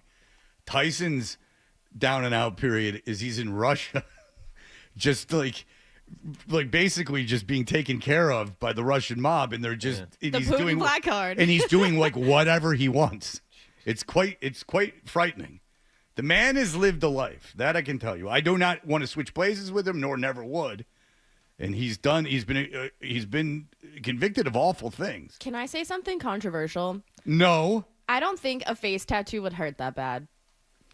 Well, now you've gone too far, Kendra. Well, I'm serious. I have. This might be Kendra's last appearance on the show. I have a feeling someone's going to come down the hall and grab you. I don't think it would hurt that bad. It hurts really bad to get removed. Well, I've gotten microneedling on my face, which is like 36 needles. You got what? Yeah, like I've had like the top layer of my skin You shaved found off a with vein needles. where? Why? Because it helps collagen I reproduction. had to muscle my last shot just so I wouldn't get sick. Where'd you find a vein on your face? And why a micro needle? Answer the man. What's the question, Jazz What? Wallach? How'd you find a vein on your face of which to shoot yourself in? I don't know. I'm going in my toes and my pee-pee. That's why I'm finding veins. Do you have a now. preference? Yeah, I don't like it in my pee-pee. That was a dope. It hurts. You're better than that. Come on.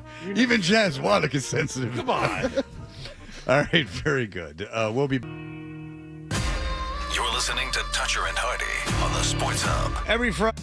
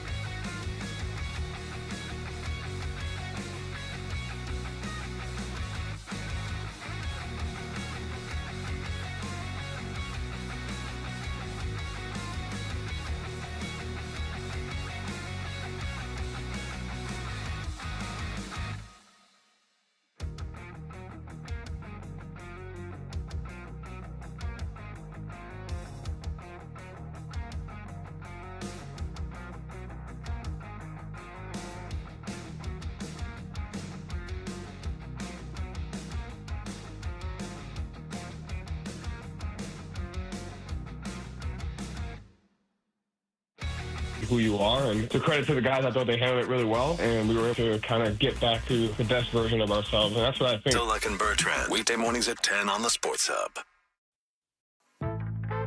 What's the best way to listen to Toucher and Hardy? Well, you're going to have to spend $40. Cough it up, and let's get back to Toucher and Hardy on the Sports Hub. Around the NFL with Toucher and Hardy. They are who we thought they were, and we let them off the hook.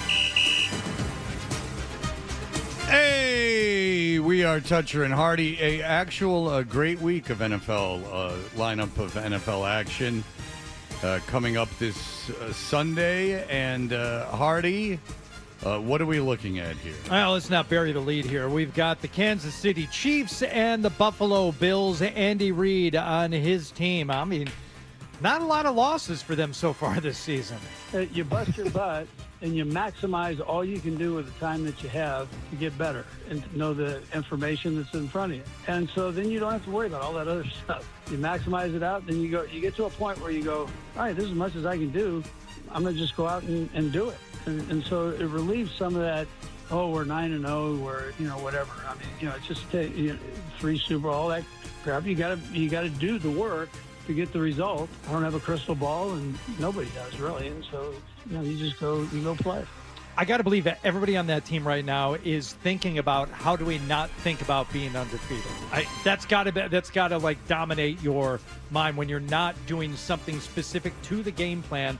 What else is there to think about? You're an undefeated football team. You're 9-0. I think if you have those championships, that it's not even a factor anymore. Really? Being undefeated this late? You know what? When you brought it up, it's the first time that it ever occurred to me. And I would like to think that those guys are a lot more mentally strong when it comes to football than I am. So if it hasn't occurred to me, I would hope it hadn't occurred to them this early in the season. That's when you get to that weird stuff like week 17. If you're like undefeated, do we like really try to win? Because obviously they'd have it locked up. Right. Or do we rest guys? Like, do we really want to try to be undefeated? How much does that matter? Patriots had that. They had that last regular season game against the Giants, and Belichick's like, screw it, we're going for it. Yeah. And played everybody. And that might be the right thing to do for morale for your team. But by the way, don't look now. All-time coaching wins. Andy Reid, 267. John Shula, 328. I mean, that's not an insurmountable gap for Andy Reid to close. Nope. Okay. Odds-wise, sorry, Kendra, just one thing. Odds-wise, the Chiefs have won, I think, 7 one-score games, and 4 of those games have come on the final play. Buffalo's won 5 in a row coming into this, and the Chiefs are going to tie a franchise record for consecutive wins if they win this one. So the Bills are favored, Kendra, right? So which way do we go? So I am leaning Bills here just because I don't think that we're going to have an undefeated team at the end of the season. But the important thing I think to look at for me here as we kind of come down the stretch of this, Chiefs have the Panthers on deck. That's not a look-ahead spot, but the Bills have the 49ers on deck. I think that that's the big question mark here. And I will say I think the Bills are less injured. So I like the Bills, even though they are, giving the Chiefs 2 points. The only person that's ruled out for them this week is Keon Coleman. So I think it's the Bills or nothing here for me. Yeah, they're injured. Is Cooper going to play? I think so, yeah. Is Dalton Kincaid going to play? He should. Okay, so if they play, a lot of betting guys really like Buffalo this week. I think it's just regardless of who they have on deck, which is something I do think is important. I think that it's just the Bills or nothing because the Chiefs can't stay undefeated. They've been winning, games really luckily. I look at that Bengals game in particular.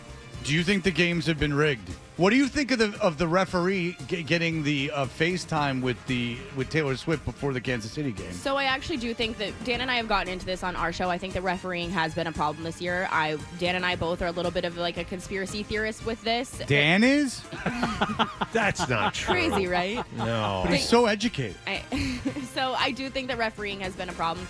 I know you guys aren't into the Premier League, but there's also a refereeing scandal in the Premier League going on right now. I think it's a matter of time before we start to see more things kind of spread across professional sports like that. Okay, you mentioned San Francisco, how Buffalo has them on deck. Bert mentioned them earlier as an NFC team to watch. I know that, they've got a big piece coming back, But San Francisco has not impressed me as a scary football team this season. I agree with you, and I don't think that Seattle is a good team, so I think that they should get a win this week, but it's more so They're laying 6.5. The thing, which I am not touching, but the thing about San Francisco is that they've been there before, so they know what they need to do to get down the stretch. There's a group of veteran guys who have been playing together for a couple seasons now. The coaching's good. You're getting players healthy. You're getting people back. I will say I don't like how Deebo Samuel put his hands on Jake Moody last week. I don't think that bouts well for the team. Do you think he knew it was the long snapper, not the kicker? No. Do you think he just was like, whatever, like, guy, they all look the same? Yeah. Yeah, I think it was just like an I'm mad kind of thing. Yeah, that seems like a situation that there's not a lot of control.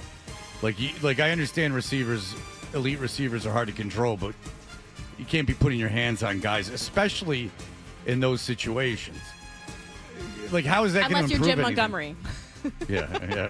Well, listen, that's you can do it to the star. All right, just quickly, it's not a good game, but Rams-Patriots, I don't see how the Patriots win this game. The Rams are laying 4.5. What do you see? What are you seeing with this game? I think the Rams have something to fight for, so that's why I lean the Rams. I don't know if they cover this number, but they've gotten their receivers healthy. Matt Stafford doesn't really seem like he's missed a beat. I just question the defense at times. But good defensive line. Yeah, but it's just going to be. That's the thing. They might be able to. Whoever runs. I think it's going to be a battle of the run game here. Whoever can get their run game going quicker, which the Patriots probably not the option. So I lean LA here. Yeah, I really think that's the side. I don't know if they cover this number though. What do you make of their performance against the Dolphins? That was bad. Which I think it's a good get right spot for them. I think that's like the big difference maker here. Yeah, just like it was for the Jets. Go ahead. Speaking of the Jets, Aaron Rodgers, and a lot of talk about what the team is going to do with him. He's under contract.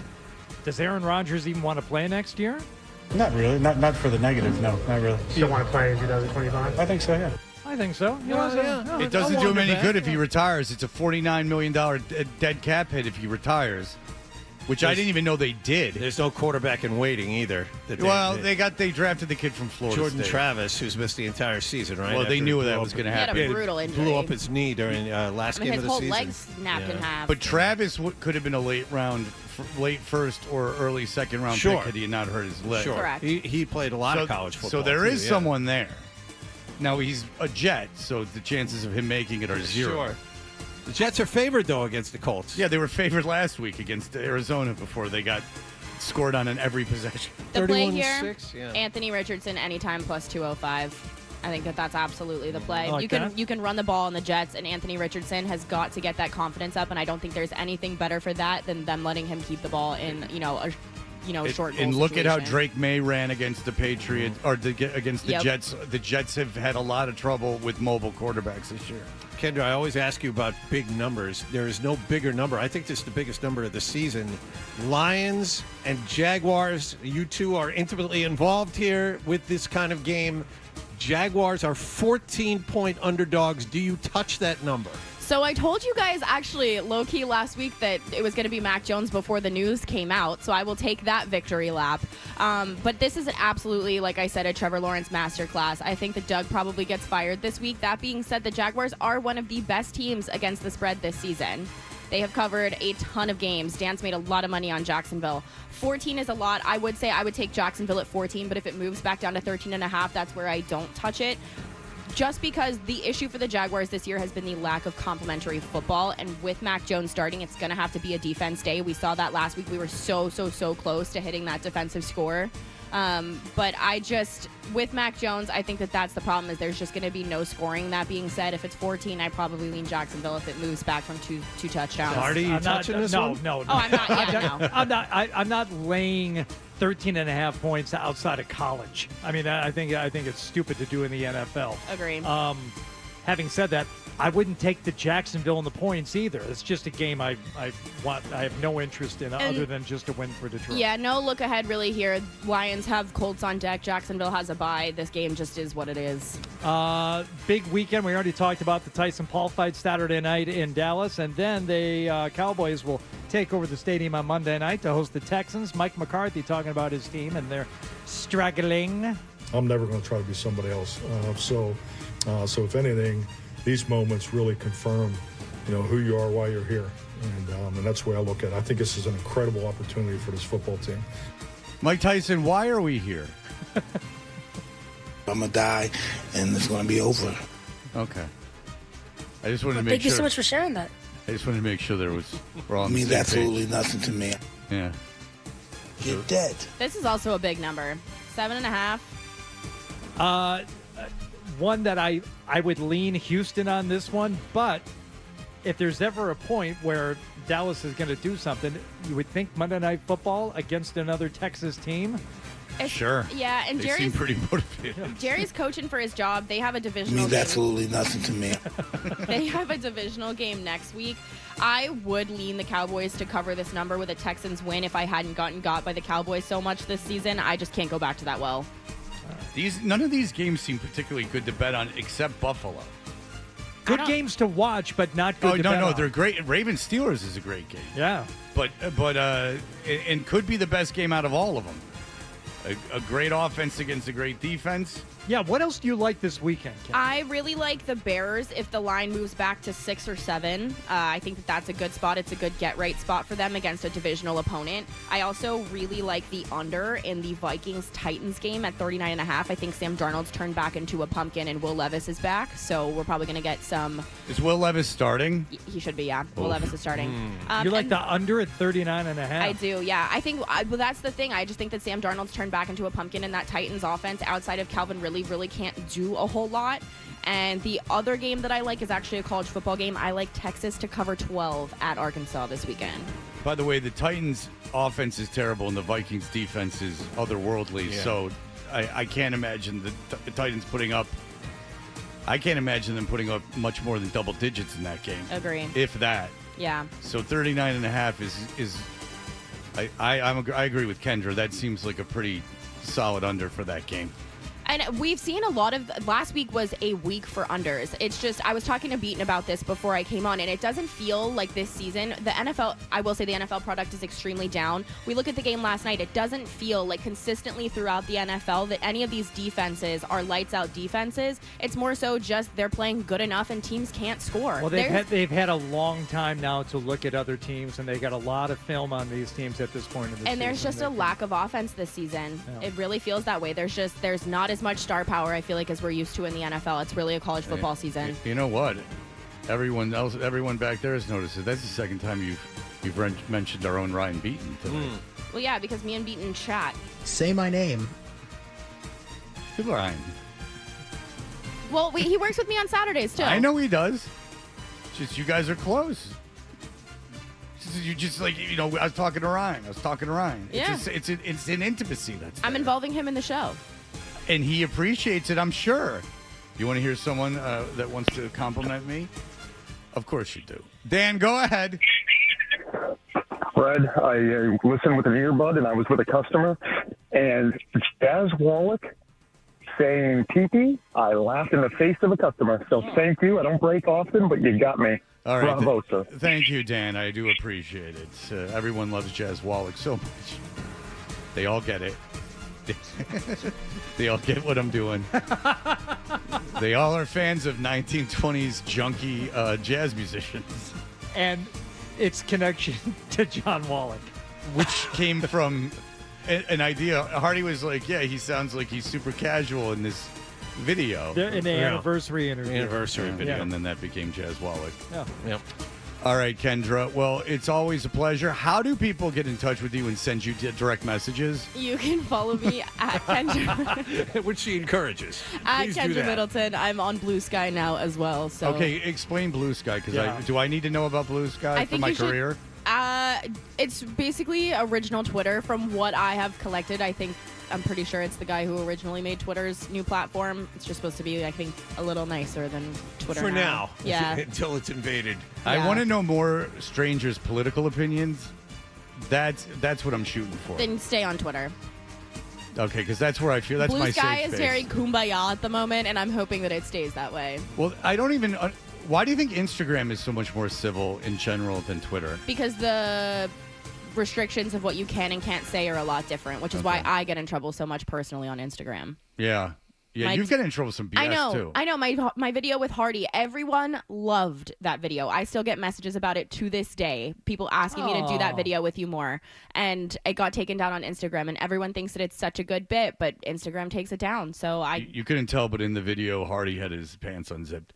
I think that was like he was trying to get away with something. Well, it was because we were talking about urinating that Instagram took it down. Fools. Yep.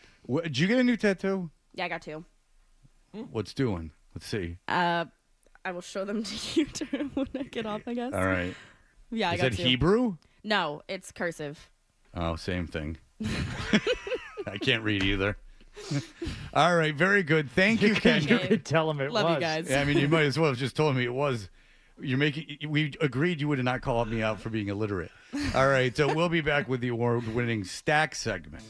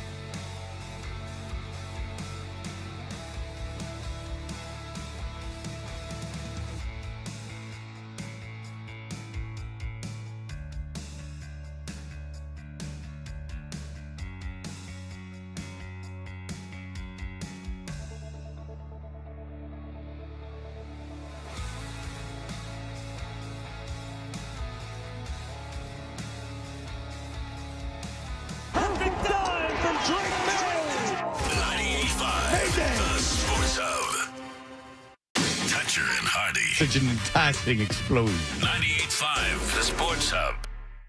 We know what you're thinking. What could I possibly have missed from the show? It's time for The Stack on Toucher and Hardy. Hey, we're Toucher and Hardy. The Stack is brought to you by D'Angelo. Grilled sandwiches, sink your teeth into steak royalty. D'Angelo's legendary number 9 grilled sandwich. Tender, juicy sirloin, onions, peppers, and mushrooms. Grilled to perfection. Get yours today. And know that we are brought to you by FanDuel Sportsbook. Make every moment more with FanDuel. Heard from an old friend, Fred. Tyler Milliken's cousin. Oh! Out of the blue. Whoa! Yeah. Sent me a little something 2 days ago. I foolishly forgot to reply, but then I remembered it this morning. He was more like single 0 for a logo 3. He doesn't mind, but what he said was, I am the one. He doesn't mind, but what he said was. Celtics will dance on the floor in the finals. And they did. Scal said he is the one. Absolutely right. Celtics will dance on the floor in the finals. So, how's he doing? I didn't ask. He just out of the blue. Let's see. I'll give you the exact wording of the text.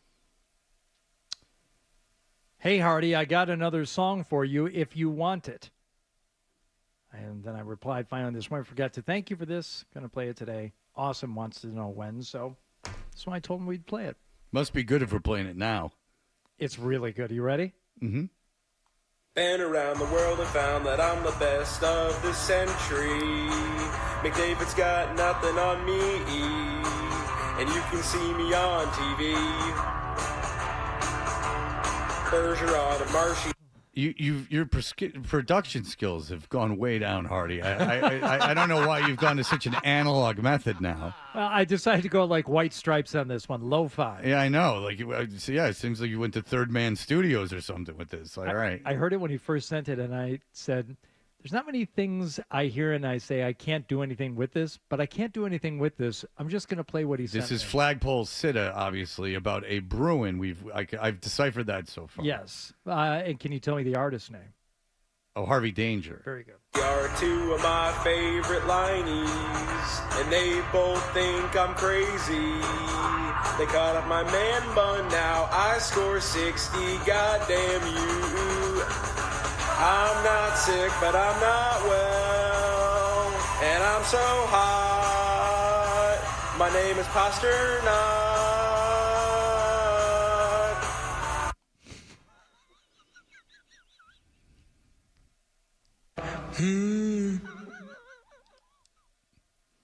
I wonder if this is his like Berlin phase.